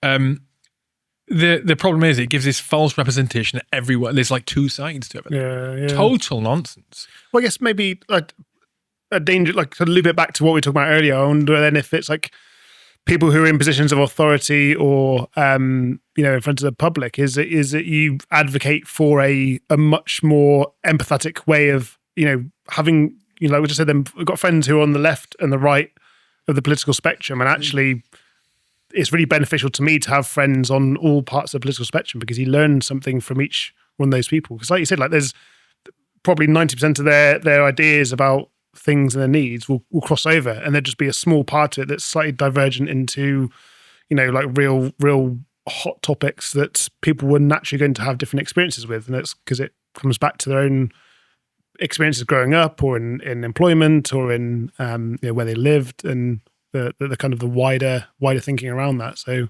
yeah, personally I think of myself as better and more capable bloke by having friends from all different parts of the political spectrum. And and that's always something I'll say to people as well, is like got friends who are very, very left wing, some friends who are very right wing as well. And yeah, it's super important to do that, because I think when you have that, number one is you don't exist in an echo chamber, which is super important. That's number one, right? Yeah. And the importance of not existing in an echo chamber is that if you've got people who think differently to you about whatever, right? It could be sport. Arsenal and Man United is better, and whatever else. Yeah. It means that if you're of sound mind, you will constantly or regularly be checking with yourself why you think what you think. Yes. I think differently to that person. I really respect that person. I think they've got a strong mind. They're not a moron. They're intelligent. I respect them. So why do they think differently to me? Yes. That's your first thing. Okay. And so why do I think what I think? Am I correct in thinking what I'm thinking? Yeah. And sometimes you don't know whether you're correct or not. Yeah, but it causes you to analyze why you think what you think. Again, which most people don't do, Chris. Yeah. They don't. They're told what to think, basically. And the politics is a prime example at the minute. It has been for a long time, in the way that the politicians are communicating to the public about what they should be caring about and what they should be thinking about from a political point of view. Like Conservatives or Labour, pick either one of them at the moment, or probably the other parties, but I haven't seen them doing it recently. The Conservatives put out it was on, I don't know, Instagram maybe I saw, or TikTok maybe I saw, and it's a video. It's like like 40 or 50 seconds long. The entire video is about Labour, and it is saying how Labour are really bad. This, that. The entire thing is about Labour, right? And Labour have done the same recently. Individual politicians will do it, and they'll literally put it out on the party's own channels. Look how bad Conservatives are. Bang, bang, bang, bang. I don't want that. Yeah. I don't want your concern to be trying to make the other party look good. Maybe spend your fucking campaign money on something that matters to the public. Like in the past they would do. Like communicating to the public how to do X, Y, Z better. Communicating to the public about problems or ways they can improve themselves. Better use the NHS service. How can they make their lives a little bit easier? Yeah. Or future things that you are doing, what the party is planning to do, what we are doing. Yeah. Now, not throwing stones at the other party. It's like, because what they're doing there is they're not trying to get you to vote for them because they're good. They're trying to get you to dislike the other party. Diminishing another person's fucking game are we playing? Yeah. What game are we playing? When people go to the election, I didn't realize I was going to get onto this, but when people go to the ballot box, what they should be concerned about is which of their local MPs seems like the right person to do right for you as an individual in your local constituency. Which isn't the case, is it? People go to the ballot box and they go, who is the Conservative candidate? Who is the candidate that is in my party? Yeah. I'm going to put the tick next to him or her. Rather than look at it objectively. Which is mental. Yeah. Totally wrong. Totally wrong. Yeah. Anyway. I just think I feel like I've been in a bubble actually for the last 3 years. I lived in Estonia. And I'm just like, I've forgot about politics actually. I obviously read the paper. I say read the paper. I look online, read the news, and again, read from different news sources like Sky and BBC and like Reuters and all that stuff, and just take a holistic approach of kind of what's happening here. But yeah. We've got a bunch of questions, mate, in the chat. Oh, really? And we got some from the icebreaker left over. Okay. I want to go through those now, if that's all right. Yeah. But I also want to circle around back to hiatus. Oh, sure. Yeah. If that's all right. Yeah. Of course. All right. Cool. So, all right, we're going to go through this in reverse order because they've been getting thrown in the chat. So, all right. So for this one's for me. It's from Coke. If someone told me they'd vote for Tommy Robinson or support him, would I cut ties with him?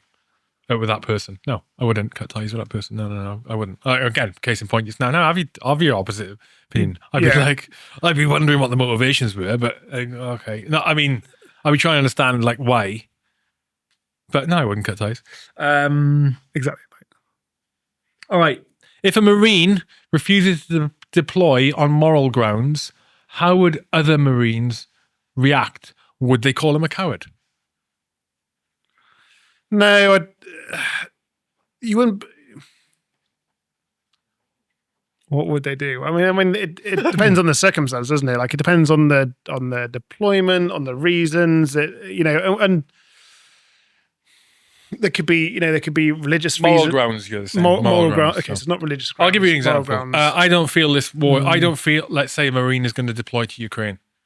I don't feel we should be in Ukraine. We shouldn't be there. It's immoral. We don't need to be there, and we're just helping the war go forward when it could be stopped. I don't want to go. What would happen there? I mean, obviously, it'd take on a case by case basis, and it obviously be flagged up through the chain of command to understand the root causes of it, the reasons for it. In all likelihood, they probably wouldn't go to deploy to Ukraine because then as the commander, as a person in charge, you're taking a risk by taking that person out there. Yeah, I mean, from a social perspective, I would suggest that the immediate team, section, platoon, whatever that individual's in, and this would be any frontline unit, he would be outcast. Be immediately socially isolated because he is not part of the group anymore. Doesn't want I'm just thinking, back in when I was serving, if we were getting ready to go to Iraq or Afghanistan, someone says I refuse to soldier, I don't want to go. Well, when I say outcast, they'd be like, no, not interested. They wouldn't be violent, wouldn't be any of that kind of thing. I think that person would be removed to wherever while they're dealt with, in however the system would deal with that situation. But his immediate unit, team, section, platoon, whatever, would be like, yeah, well, okay, cool. I mean, like immediate social down ranking. I don't know, because I think as obviously an ex-officer, it's you.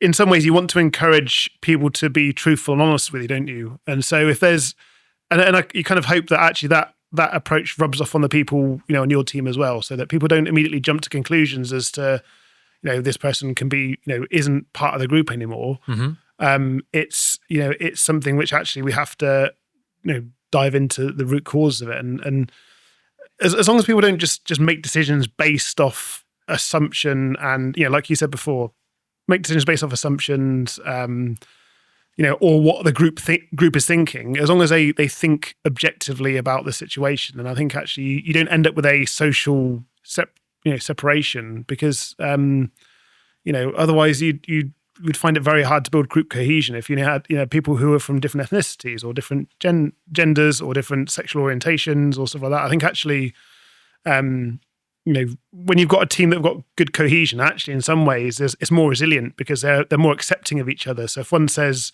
I don't think we should be doing this for this reason, actually the team benefits from it because it forces like an introspective look at things. So I know what you mean when you say kind of like social exclusion, it probably would happen in certain parts of the Marines as it would happen in any part of the military. I like to hope that I chose the Marines because I think they've got an ability to be quite introspective when it's required.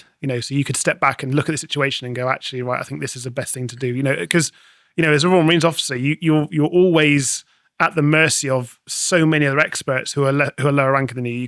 You can't go around and just be like, right, everyone, this is going to be the plan, and ignore the mountain leader or the landing craft operator or the SIG specialist or the all the experts around you who are more and that happened to me many times. You've got people who are in the room who are much more intelligent than you, who are several ranks lower than you, but they could find a problem with your plan at any point. So there's got to be two-way respect with them, and I think that's what kind of makes the culture quite unique about the Marines, is that you wouldn't jump to conclusions or make decisions without fully understanding the situation first. And I realise that's a very diplomatic way of putting it, because that's not across the whole Marine. There will be. It would.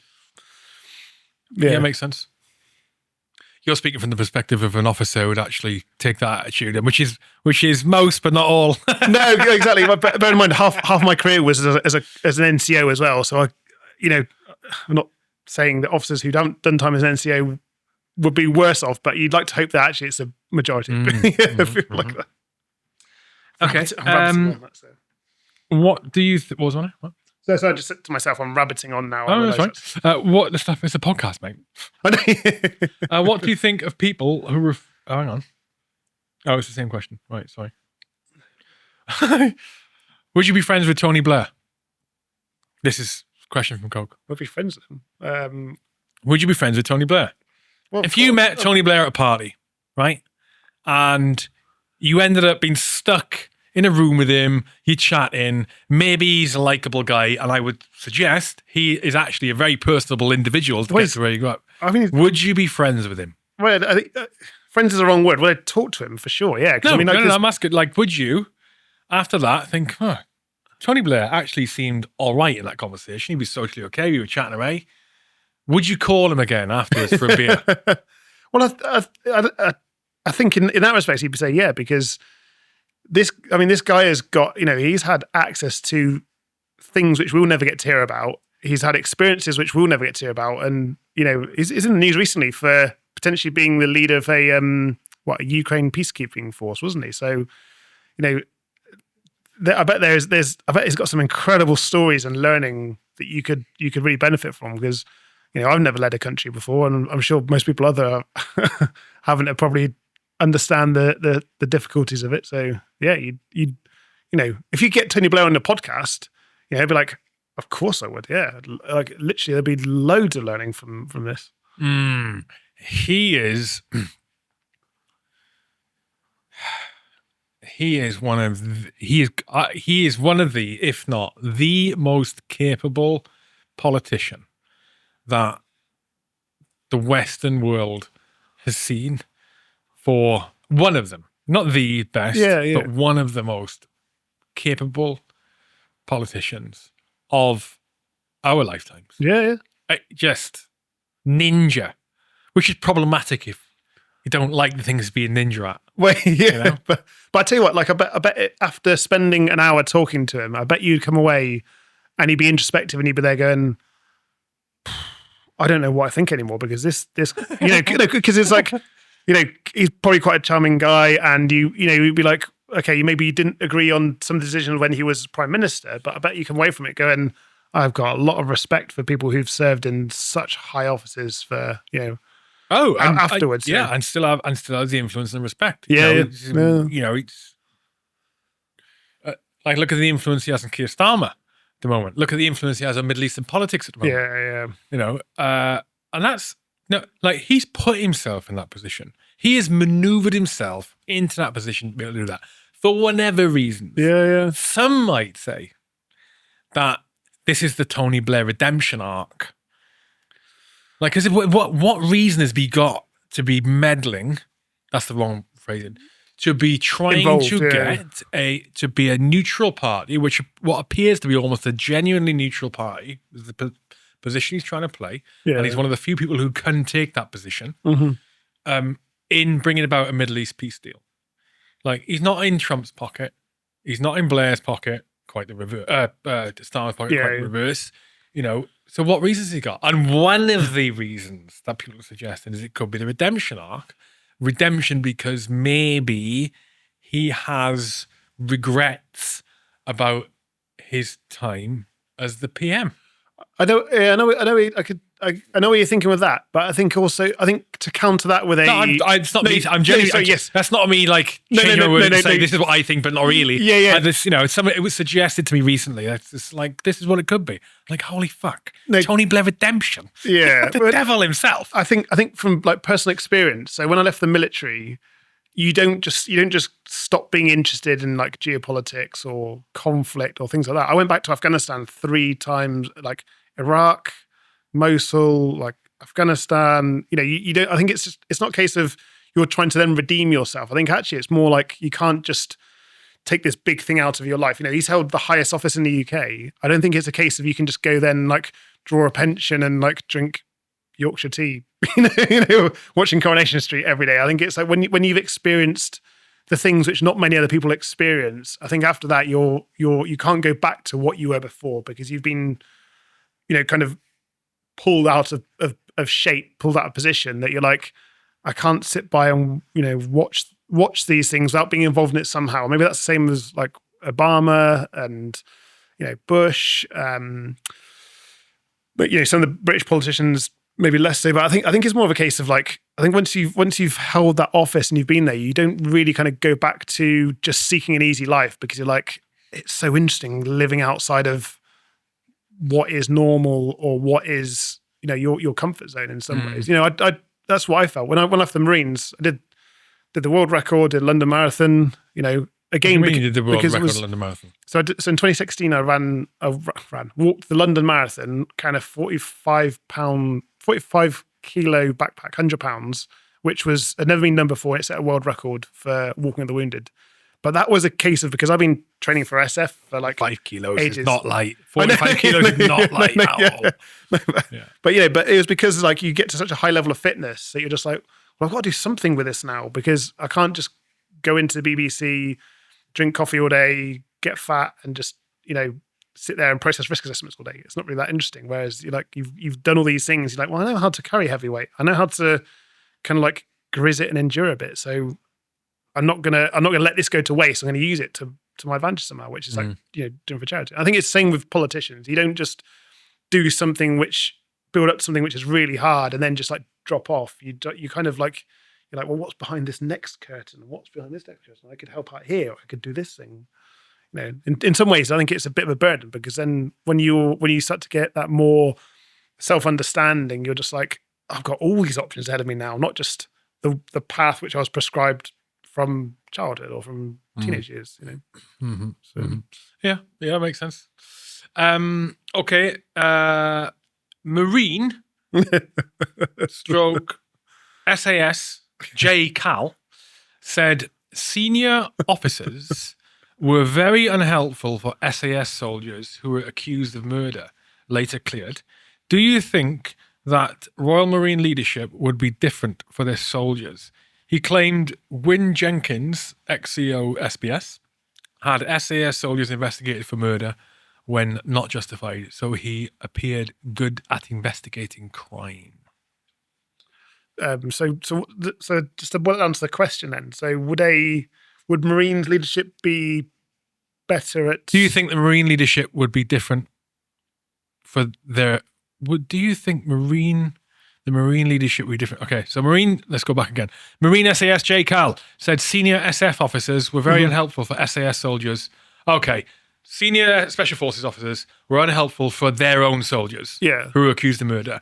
Do you think the Marine leadership would be different for the Marines? Good. That's a good question. I mean, SAS is obviously tri-service, so you can go and be SAS from any cap badge, any service. And it's basically saying, would Marines look after Marines versus better than SF officers have been reportedly not looked after? I guess in theory, isn't it? Because your kind of loyalty is to your parent cap badge. So I guess and that, that's from a theoretical perspective. I guess, Marines, we look after Marines because, there's not many of us, and we know, everyone knows each other. Whereas I guess SF, they might do maybe a stint in SF, 2 years, go back to a parent cap badge, and never ever see those troopers again. Or I'm guessing, officers wise, yeah. Yeah, I'm guessing it's probably like a loyalty thing, because it's a smaller room. Marines is a smaller room versus SAS. Well, I don't know. It's a special case, isn't it? It's like, again, it's trying to compare apples and pears. There is different political influence and pressure and governance on SF, isn't there? And there's this. Yeah, it's hard to say. It's also hard to say without having been in their experience. Well, exactly. Yeah, I've never been badged. Never. Been in that environment with. Okay, having been another question from Coke. Having been hospitalised, how has it changed how you'd treat someone you knew who was hospitalised? Are there any behaviours from loved ones, sick people, that's actually unhelpful?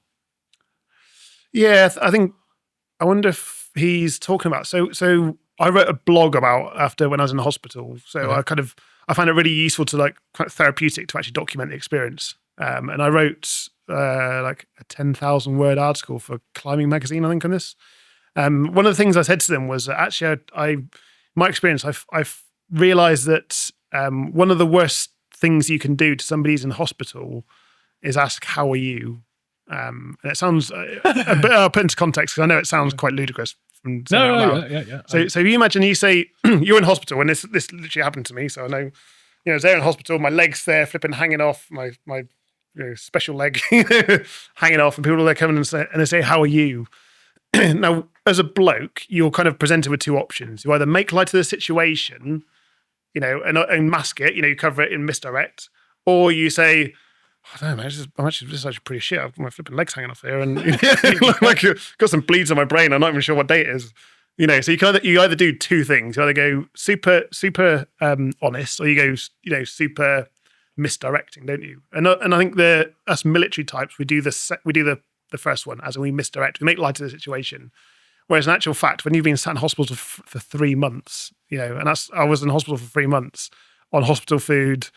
That's a day in, day out, 3 months. Day in, day out, 3 months. Not sure about if my running career would ever take off again, and what my future would look like. There's times when you're like, do I say the truth? It's like, this is actually pretty gash, it's pretty rubbish. Or do you just say, well, actually, people expect me to be upbeat about it and kind of, hide it away somewhat. So what I realized is that actually, you can get the same output by dancing around the subject and using your social intelligence to gauge it. So if you, for example, like if you say, "Oh, Chris, did you see the weather today?" Or do you read about the football or the rugby, the this or that and the other? And you kind of look at their response and they go, "Oh yeah, it's really rubbish, wasn't it?" And you ask some more questions and you see their spirit is quite downbeat. You can gather that they're not having a good time without having to ask them, "Are you having how are you?" Because you're then not pushing them to lie or misrepresent the truth to them. Because that in itself is as blokes, we don't like to, especially veterans, we don't like to misrepresent things. We don't like to not tell the truth. We're very honest people, aren't we? And also we don't like to admit when we're not doing great. 100%. Because we in our heads we're like, that is, because if you seem like you're not doing it, as in your morale is low, then you are less capable. Exactly. You are less ready. You're less resilient. It's a weakness thing. Exactly. So you're putting the person under difficult circumstances because you're either doing a societal expectation violation or you're doing a cultural violation, which is you don't say when you're having a hard time. But then also equally, you don't like to misrepresent or lie about how you are actually doing. So you're basically putting that person in like would you rather have a punch in the balls or a kick in the face? So it's like just don't even ask them. Just talk about something that is safe, is, it's over here, so you can talk about the rugby or talk about sorry, I'm away from the microphone. Talk away from the rugby, talk about the weather, talk about a safe topic, and then use that as like the vehicle, the bridge to then say, oh, well, actually, Chris seemed pretty fed up and, his tone of voice was low. He wouldn't maintain eye contact. He didn't smile once. Actually, I can gather he's probably having a bit of a hard time here in hospital. So, but I don't have to ask him to say, "Oh, Chris, how you doing?" And he's like, "It's just awesome." Yeah. There is a flip side to that. There is a flip side to that, and it is a lesson that that you will know, that I know, learn it the hard way, and I know from experiencing others like this. And that flip side is that if for whatever reason you aren't very good, you're not in a good place, for whatever reason, and you get asked that question, uncomfortable, the answer that you give needs to be honest. The answer needs to be honest. If it is, and the combat indicator is, if it's uncomfortable to even be asked that question, there's an issue. Yeah. And there are very few circumstances where being honest is going to be a problem. Whether that's in the workplace, whether that's down the pub, whether that's in the gym, whether that's bumping into a friend on the street. Yeah. It is ingrained in me now.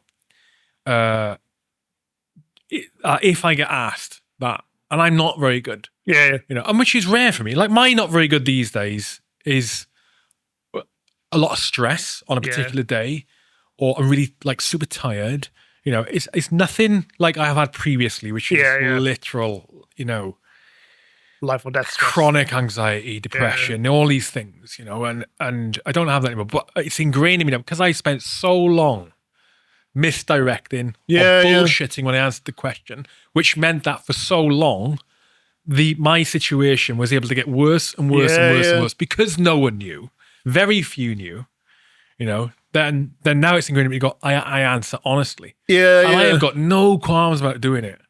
Again, and these are, for me, it's minor things these days. Like, fucking, I've had a hideous week. I'm really stressed. My concentration level's gone. My anxiety is horrendous.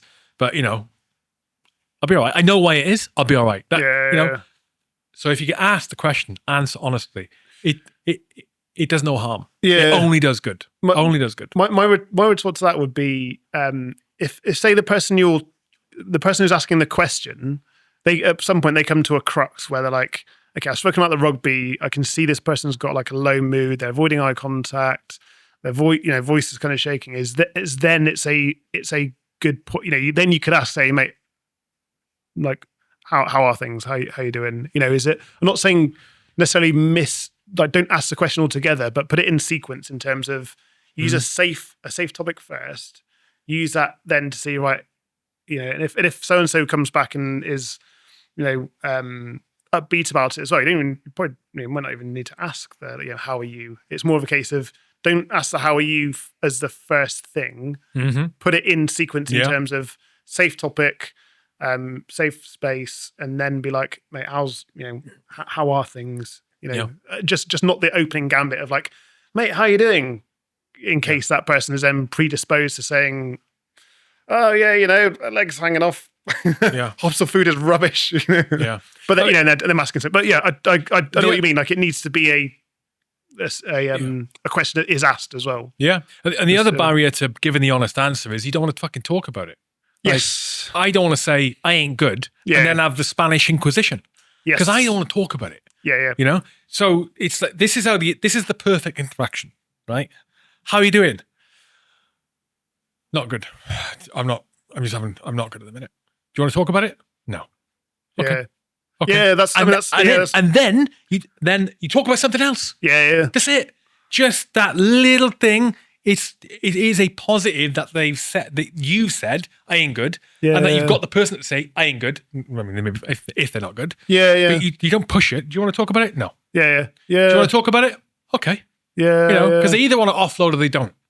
That's it. That is it. It's the interaction. Yeah. So just be honest with it and don't be afraid to say, I don't want to fucking talk about it, but thanks for asking. Yeah. Yeah, fine. You don't need to worry about me. And if that was me having that conversation with someone, let's say, if I was having a conversation with you, Chris, how are you doing? I'm not good. Okay, do you want to talk about it? No. Well, no dramas. What's going down then? What have you been up to? How's Hiatus? How's Tales of Adventure? Blah, blah, blah, blah, blah. I would leave that conversation. I would get straight on the phone. This is what I would do and go, Bags. I'd ring Bags, because I know close mutual friend. I got Bags. Just FYI, I just bumped into Chris. FYI. He's not great, mate. It doesn't seem great. He's a bit low. I asked him how he was. He said he's not great. Didn't want to talk about it. I'm just letting you know. Yeah. Do me a favor. Don't go calling him right now or texting him because he'll know I've called you. Yeah. I'm just letting you know as a friend and you're close to him. That's it. That's it. And I've done that. And it's not a problem. And quite often, not quite often, sometimes what happens is, and this is actually a recent interaction within the last year where I became quite concerned about someone because of, I won't explain why. And I rang someone who knows them. Yeah. And I don't know this person well, but I know they're close to them. And I said the same thing. I said, I'm a bit concerned here. Yeah. But I don't know how to approach it with the person because then there's reasons why. And the person who I spoke to gave me some additional context. The person goes, no, this is what's going on. That's okay, I don't need to be worried. But I was glad because my concern then was I'd not left it alone. I'd raised it with someone else and gone, okay, cool. But back to it, just fucking be honest, guys and girls. Just be honest, man. I think probably just to let me give some more context to it. It's more like if you're going to see somebody in hospital and you can see they're probably not having a good time is combat indicator is a leg. If your leg is actually hanging off, and it's like Chris, your leg's pointing out and it's half the length that usually it should be. You probably need to guess, or you may like to say, mate, how you doing? And I just let's not ask it. Yeah, but like context specific, I guess. You gave that was a really good example of that. Is you wouldn't go around treading on eggshells around your mates just because you're worried about hurting their feelings or something like that. It's more like when it's kind of obvious where it's like this person's literally in a hospital. After 2 months, it's like, probably having a shit time, but I can kind of get on to that through a sequence of questions rather than the opening gambit. And that was my experience. But I like your position about checking on your mates as well. I think that's very important. Yeah, I find with it as well is that I'm really fortunate now, and a lot of it's due to the podcast and talking about these things with people like yourself. And got to this, I've got a great circle of friends who, these questions are asked. We're honest. We meet up for a brew or doing whatever, just normal stuff we do. And we'll ask because it is a normal thing to say. Saturday, mate, how are you doing? It's literally the second. It's the second thing we say all the time. How are you doing? And we answer honestly with each other. And most of the time it's fine. Sometimes it's tough week at work, or I'm worried about this, or blah blah blah blah. It does not degrade what I think about that person. What it actually does, the reverse. It elevates them, in my perspective, because I think they're being honest with me. That means they're honest with me. In my eyes, it shows more integrity. It shows it tightens up the bond between me and them. It means I've got someone I value and is trustworthy in my circle. And they think the same about me because they answered honestly. And when you do it like that, it just becomes the norm of conversation. All conversations is normal, but you just got this closer, tighter bond. And it's a really easy way to sort of tighten up those social relationships. Really easy way. And again, we think that our friend, especially men, are going to think less of us because we had a tough week or we had a tough year. Or had a tough decade, you know what I mean? Or going through a breakup and it's like, oh, man, he's really down, or what? Or you snapped your fucking leg off, or whatever. It doesn't. He just increases the respect, the honesty, integrity, because the communication's more open. You're not hiding anything. Anyway, okay. We have got more questions from you right for time? A little bit, yeah? Good. Yeah, okay, cool. We won't be much longer. We've got some more questions here, which we didn't get through on the icebreaker. So David.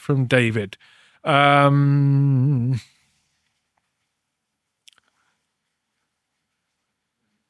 second. You've led and endured some incredible adventures. What do you think adventure offers people today in terms of mental resilience and rediscovering purpose? Good question. I reckon this is David Love who's asked this question. You definitely need to get on the podcast as well. You reckon who? David Love. I reckon it's David. He's a mate from the RMP. No, it's David, but it's David Fell. Oh, is I know these people are. Yeah, it's the other. I was like, he says we get David Love on the podcast at some point. Yeah. All right, cool.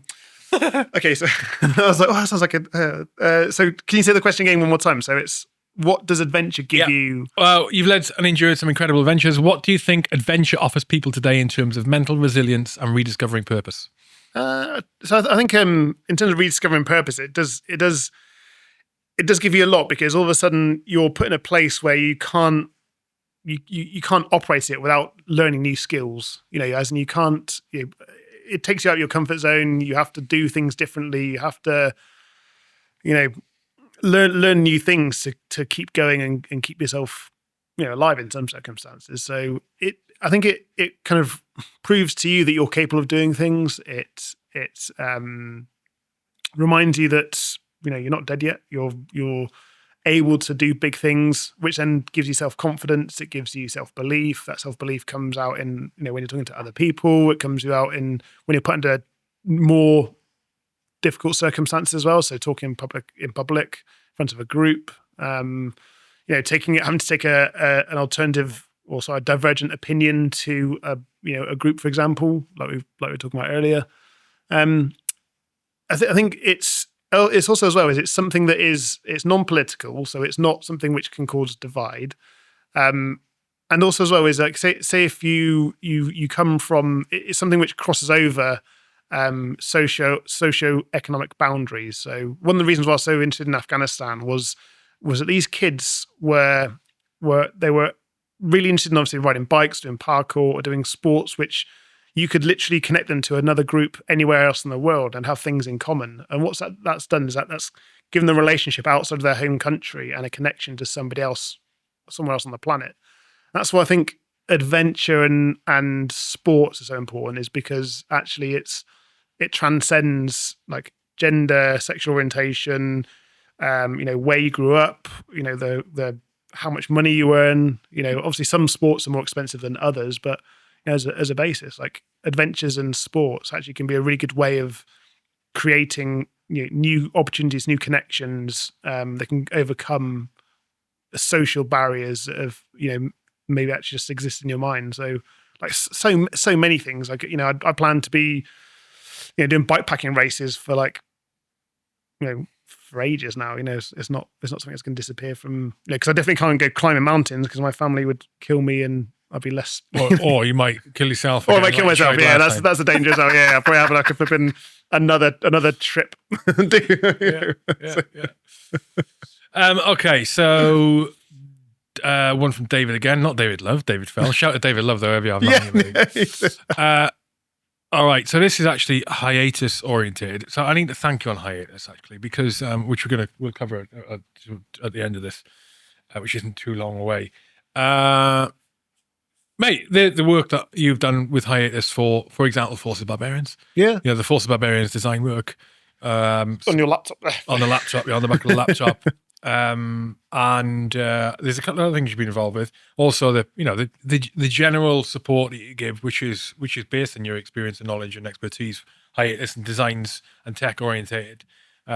I've been at the rugby last week at the Royal Hospital Chelsea, taking the photography, by the way. I'm getting hounded for that photography. Sorry, No, they think it's me. No, thank you for all that. It's like it is much appreciated, and it's great what you do. I am shit at that kind of work. Having someone like you on my list of contacts and go, Chris. One more on when it comes to this stuff. The question from David is, okay, Hiatus Digital designs digital tools for defense and dual use sectors. I feel like he's plugged you there. He's plugged you there. He's a good guy, isn't he? I'm going to read that again. This organic sentence. Listen to this. This organic sentence from David Fell. Hiatus Digital designs digital tools for defense and dual use sectors. You haven't paid him for that, have you? No, I you don't even know. I've had no influence over any of the questions, just to highlight. How has your operation... So there is a question. How has your operational experience shaped the way you approach solving problems for others through tech? No, good question. I mean, we don't make tech per se. We use obviously design, like brand design, web design, design things to be used by the public. In terms of kind of how's the experience, when you come from the military, you know the end user, as in you can imagine the paratrooper, the marine, the soldier, the logistician, engineer. You can imagine like when they're seeing a brand, for example, like what are they thinking of that? Is it bland? Is it interesting? What's the semiotics behind that? And when I say semiotics, that's like the pre-existing ideas that go with things. So, Symbiotics. semiotics. Semiotics. Yeah. I've never heard that word before. It's like it's a branch of psychology. So it's basically the meaning behind symbols. So if you look at obviously your Forces Barbarians logo, for example, is that Forces Barbarians, if you said it as a concept, people would be like, what is that? Is that like a what is a force barbarian? Because there's a rugby ball instead of the O, and it's on fire. It's like rugby people would know, right? Because the barbarians, they have a guess, but no one else would know. So, exactly, yeah. So people outside of the sport wouldn't know, and that's the semiotics behind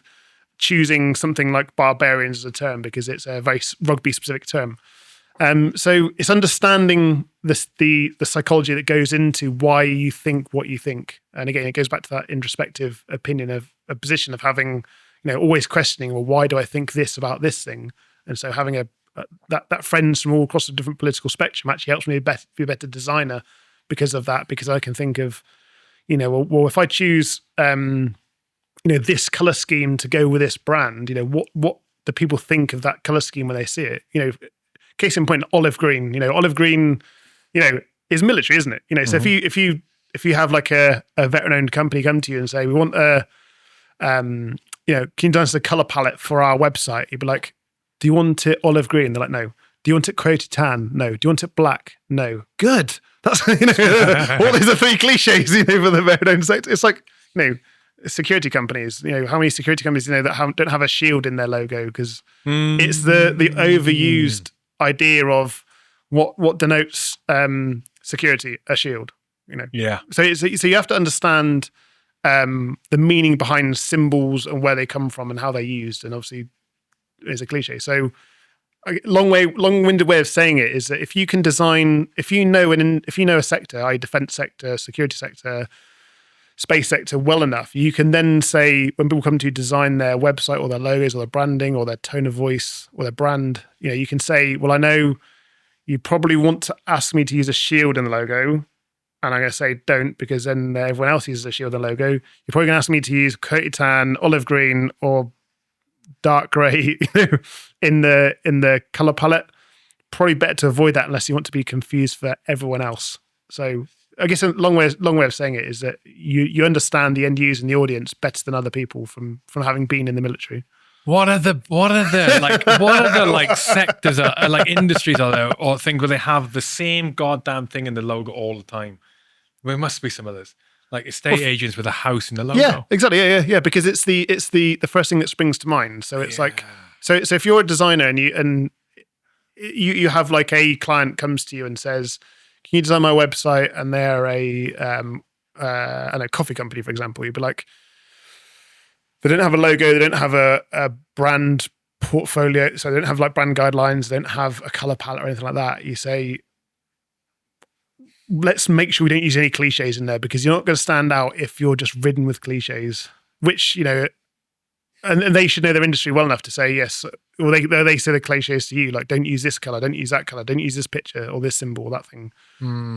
If they come to you, the thing is, if they come to you and they say use all these cliches, you could be like, you're not going to be a company in like 6 to 12 months time, because you're going to run out of funding, because no one's going to notice you in the sea of other brands that are exactly the same. So there's a danger of blending in too much, as well as there's a danger of standing out too much. If you stand out too much, then people go, they take notice of you for the wrong reasons, as to this is like a rubbish designer who's made this,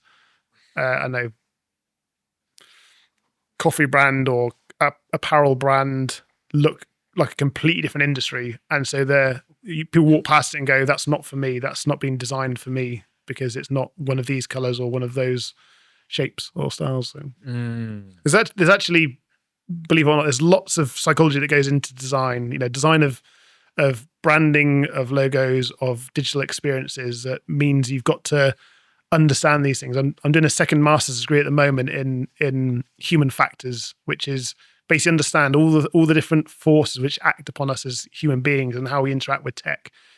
So you can design better experiences, because we want to be designing for space agencies in the next 10 years. That's the kind of the place we're aiming for. Yeah, you see, no, it makes sense. I mean, you see a lot. You see people. You see it a lot. When people hear about, for example, a charity that has spent, I don't know, tens or hundreds of thousands of pounds or dollars on a rebrand, as an example, and they go, "Why have they spent that much? That is a waste of money." And you go, "Well, maybe not." When you think about the logo. When people think brand, they think logo. When you think about the brand, when I talk about brand, you know what brand is. Yeah, logo is everything. It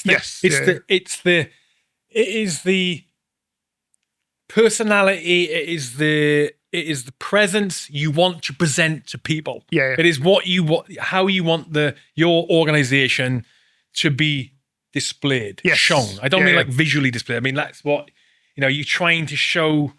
The values and standards and everything about your organization, that is the brand, everything about it, and you spend that much money, you think, well, it fucking makes sense. Or let's say they spend a lot of money just on a logo change. You go, well, it kind of makes sense, especially if the logo is something that their potential customer base or whoever they're interested in hitting, they're going to see the logo a lot for whatever reasons. Spend the money. Because that is a hook. It is one of the hooks that is going to draw people in. And the cost of getting it wrong is often much larger than the cost of getting it right. Yeah. So you understand, right? And the psychology makes perfect sense. Yeah. I mean, so what you said there about like your logo is the first thing that people see. So if your logo's sending people to the wrong place, or people walk past it and they'll go, "Oh, that's not for me. That's not aimed at millennials in their mid-40s who live in Western Europe," or something like that. It's sending them the wrong place. But equally as well is when you say about companies or charities or organisations that spend hundreds of thousands of pounds, they're not paying for something just because it's cost that. They're actually paying a company that spent probably months and months and months doing focus groups and doing version I can't begin to tell you the amount of versions of logos you do to get it absolutely right, because it's got to work in, especially like the bigger companies as well. Because if you get it wrong, exactly. If you get it wrong, then people will look at Jaguar, for example, the rebranding. I'm still kind of on the fence. I was like, is that a good thing? I don't know. It happens in the US recently with like a 150-year-old company that was like a restaurant, and I think they took. Was it like a monk or something out of the logo, and it caused absolute uproar. And I was like, it's literally just like one small part of the logo, but it caused, really. It may not be a monk. It was something to do with a food and beverage brand. Okay. And I remember there's a person sat there on a piano, or was he sat there doing something? If you Google it, it's not a brand we have here in the UK. Yeah. Hence I'd never heard of it before, but it caused absolute uproar, and they basically reversed the decision and put it back in again. Okay, I can't find it. Yeah, it might take a while to find it, or to ask AI. But yeah. Anyway, so what you're doing is you're not paying somebody who's literally going to pull an idea out of the air and go, "This is what your logo should look like." You're paying for them for literally months of practice and iterations and versions to get to the final point where they say, "This is what your logo should look like," because we've tried 100 other variations of it, and they don't work on your social media, they don't work on your print, they don't work on your website, they don't work in this, they don't work in that, they don't work in, and they'll show you all if they're a good design agency, they should say, we've tried all these versions and none of these work, and they should have tried it out, they printed stuff out and they tried it on digital versions and stuff. There's a client this morning said a really good quote to me, and I'll probably end up misreading it, but he said, "Never trust an architect that gives you the plan as soon as you ask for it." And I was like, it makes a lot of sense actually, is that if you're paying somebody for a logo, you're not paying them for the logo, you're paying them for them to carry out a process which ends up in a logo. So you have to kind of make sure that you actually take into account the time that's gone into getting to that logo, not just a case of, if you want to buy a logo, go on Fiverr and buy a logo, try it out, see if it works. And works, great. If it doesn't, Well, that's, I think, the confusion people have when they see like these headline values and they go, well, you spent all that money on a rebrand. Yeah. Because people immediately think they changed the fucking logo on the website. That's what they think. Yeah. In actual fact, logo on the website are probably the least complex parts of that puzzle. Yeah. And they just indicate at the end of the part of, the brand is so much more. To get the brand right is super important because, like you say, you get it wrong. It's major. But then also as well is in defense of that, you might say you say like you've commissioned a rebrand and all they've done is they've, I don't know, taken an eye out, or they've changed the logo very slightly. If you look at Google and you look at Apple, you look at big companies, if you look at how much their logos evolved over decades, you'll see it hasn't moved very much at all, but the cost of it is taken flipping loads because they will have looked at okay, what's the alternative if we change the font in the Google logo? Is it it says to people, we're not confident in our brand, or it says that we're too confident in our brand, or it says that we're doing it in a different direction, so that you've got a brand does something, people interpret it so many different ways. So actually what you have to do is you've got to take each of those different meanings from the potential outcomes and say, right, do we want to tell people we are changing our font because we're moving into the tech sector? Because if you use a sans serif font, you might denote it's tech sector. If you use a heritage, you want to be seen as a heritage brand, you use a serif font. So you have like obviously the little curly bits on the end of the lettering. Like it's never as simple as just a case of change a font, change a color, change an icon, because the bigger company you are, the more people will read into that as a signal of we're changing sectors, or we are downsizing, or we're growing, or we're moving our focus, or we're doing this. For startups, it's quite easy because nobody knows who you are anyway. It's the enterprise that then have to say this costs them, like hundreds of thousands of pounds, because a whole team of people have gone there and gone, what if people perceive it as this? What if they perceive it as that? What if this focus group perceives it as this? But not very interesting, I realise. But yeah, it's interesting to me. Partly because it's the psychology aspect of it as well. Yes, There's loads of psychology in branding and. Okay, we got one more question. This one is from Jonathan. It slipped through the cracks. Jonathan is not a platinum patron, right? However, I got the setup wrong on the Substack post where I was inviting questions. It should have only gone on to platinum / founding members. And I saw his question drop in. I said, I don't recognize him as a platinum patron, but he got the question in there. So I'm going to ask it anyway before he's managed to change the settings. Well done, Jonathan, for slipping through the net.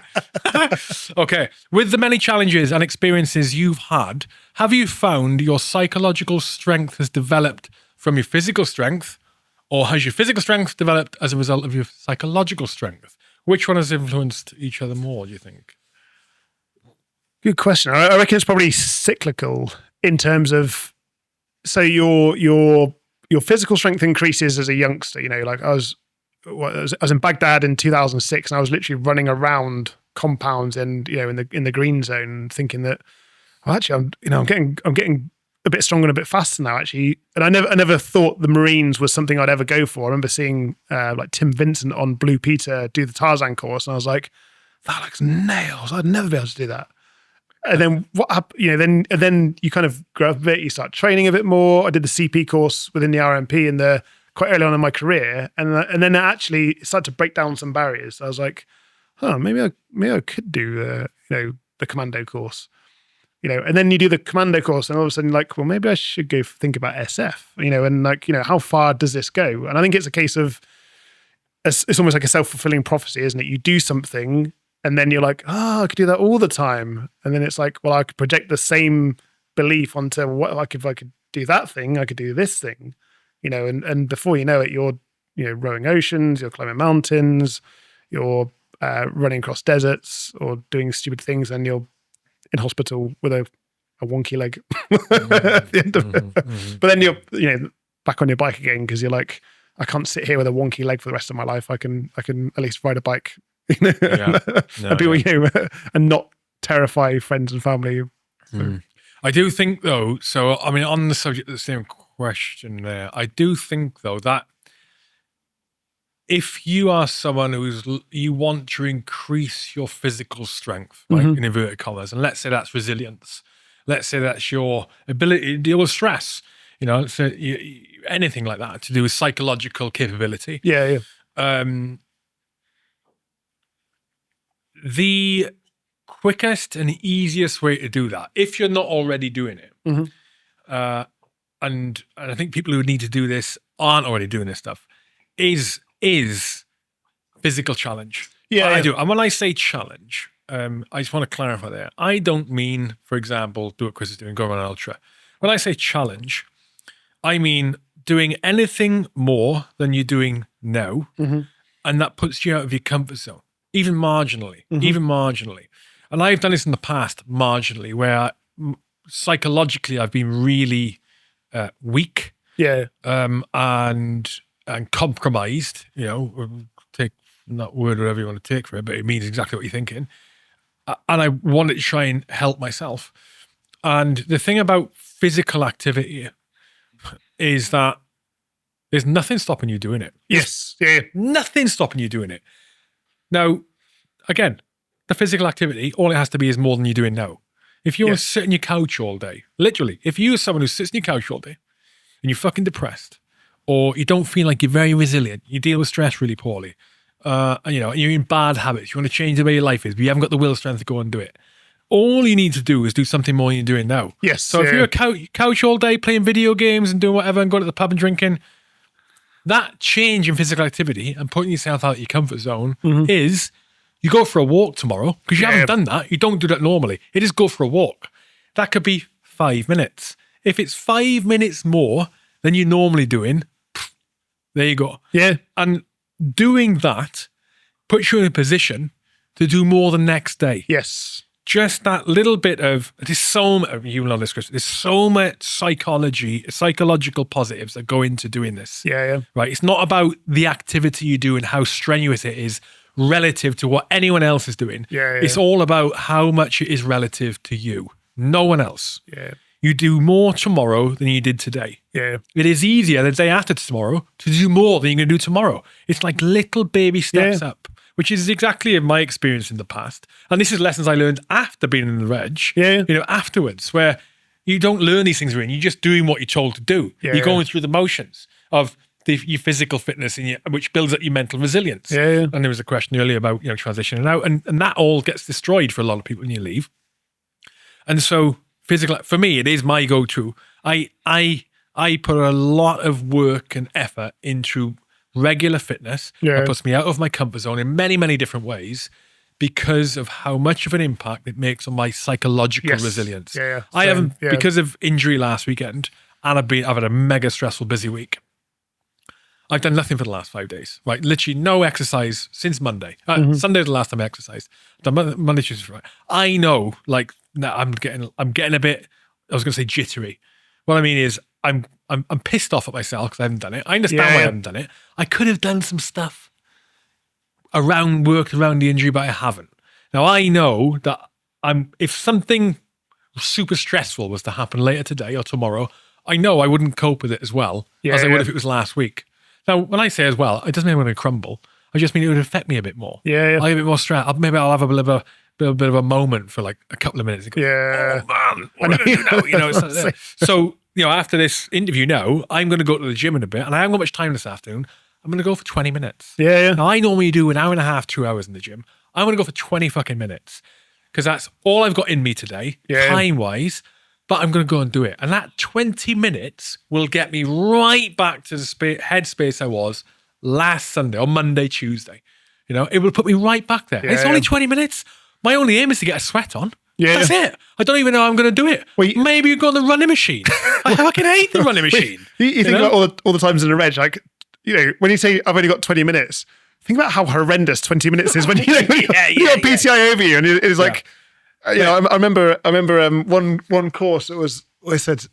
The saying was, "If you don't think you can sweat in a swimming pool, think again." And I was like, I'm terrified. But it's the same thing. Is like you can 20 minutes. It's relative, isn't it? 20 minutes could be. I've only got 20 minutes, but it could also be like that was only 20 minutes. Oh my god! There's like. But again, it's so easy to visit the physical activity. Because you could say the same. Go, okay, well. I want to increase my psychological resilience. Okay, well, do stuff to test you mentally. It's really hard to test yourself mentally. It's really hard to challenge yourself mentally. What are you going to do? Read a fucking book that you don't know? That's really hard to do. If your mind's not in a decent place to be able to focus on stuff, or even have the motivation to read, or I don't know, pick a fucking psychological thing to do. It's really difficult. But once you start a physical activity, the mere start of doing it, and you start the wheels in motion, your heart rate elevates a little bit. That starts you feeling better. Holy shit, I've started it. I'm going. Well, I'm on a 10-minute walk I didn't do yesterday. I feel better. I feel good. I mean, that's it's that quick. It's that quick. That's what I'm going to do this weekend. Is like literally 10-minute walk. Well, no, like literally. So like because I'm in London, literally with just social clothes right now. I haven't brought any phys gear over with me apart from some trainers. I'm basically just going to go out and walk this weekend. And I did 20 miles 2 Saturdays ago, and I'm like, right, I'm going to do 22 miles on Saturday or Sunday. Because it's like it's because it'll take me a long time to do, but it's like being outside. All the things I've got with me is literally like trainers, and I won't wear jeans. I wear some like jogging bottoms for it, but it's like I haven't got a gym while I'm here. I haven't got weights. I haven't got a bike or any phys gear with me. It's just a case of all I can do is walk. But I'm like, well, actually, doing what? Walking is really good for me because you can walk fast, get yourself not out of breath, but gets the heart rate up, and then at the end of it, you can sit there in the bath, or you can sit there with a beer afterwards and go, I'm knackered, but I've earned this, and I've done away with 5 days, because the last 5 days I've been working on a design project, literally glued to the computer screen, and then trying to do master's work in the evening. And I'm like, I've not done any phys this week. It is underrated exercise. It is underrated exercise, right? And these days, to superpower the benefits of a walk, leave your phone at home. Honestly, leave your phone at home. Go out for even just 10 minutes, 20 minutes, 30 minutes, right? It superpowers it. Walk is good because you're walking without intent. You're not walking to the office. You're not walking to wherever you would know the shop. You're just walking for you. It's literally you time. I'm going for a walk. The only reason is because I want to get outside. I need to go and do some exercise. I need to do something different because I'm in a situation mentally where I go, I'm not, I'm just whatever. I'm under the weather, or I'm not happy with myself, or whatever. Well, give you time. Go for a fucking walk. Leave your phone at home. It makes a massive difference. Massive difference. And it is mainly because I'm going, I have made the difficult decision to give, because normally I'll do like 45 minutes once or twice a week, right? As in dedicated. But I'm making time for myself. And that feels good because I've made the right decision. As opposed to letting myself be occupied by the 1,000,001 things that can distract me or I need to do because of the different things I'm involved with. We're all busy people. It is absolutely a critical thing to build in, and so important. It's as important as doing a 45 minutes at work that you have to do. Your 45-minute walk is as important as that. Are you getting paid for that 45 minutes? Not in cash, you're not. But you were giving yourself a fucking break. You're doing the right thing to make yourself feel better. Totally underrated. Totally underrated. Even better, if you've got a partner, do it with your partner. Leave your phones at home.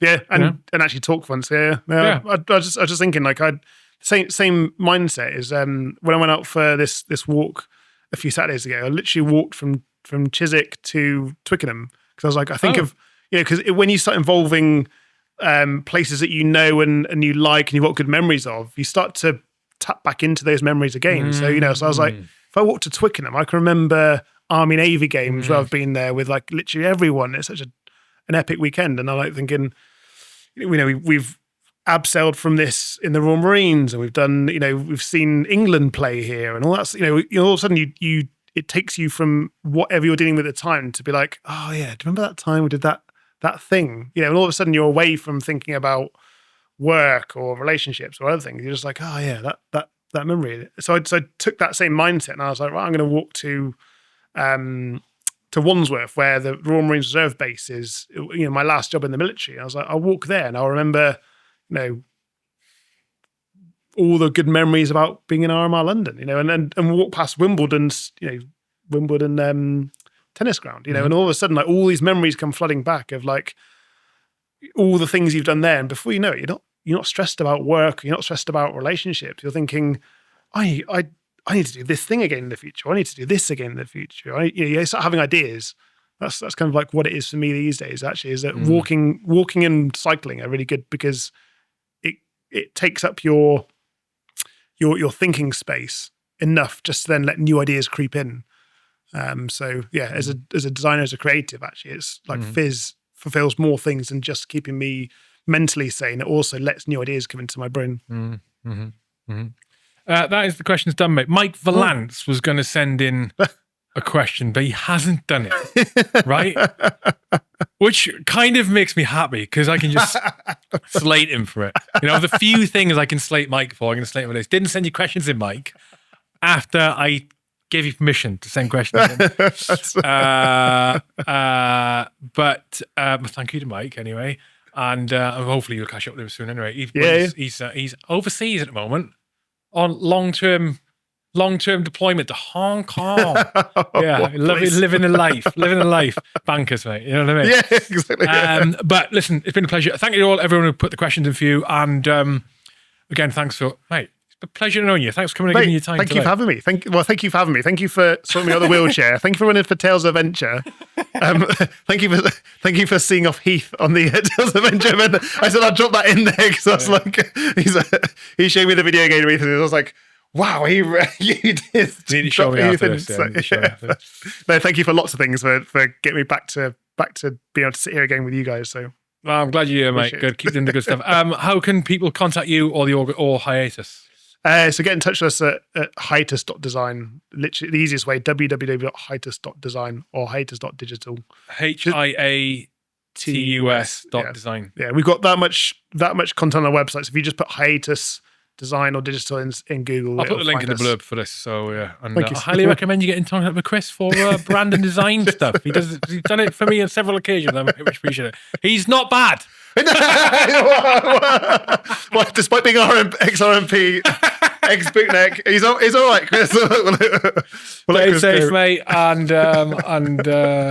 yeah, let's catch you again soon, like next week maybe. Yeah, well, we're pretty sure we'll be anyway for photographing foo bars, aren't we? Great, nice one. Nice.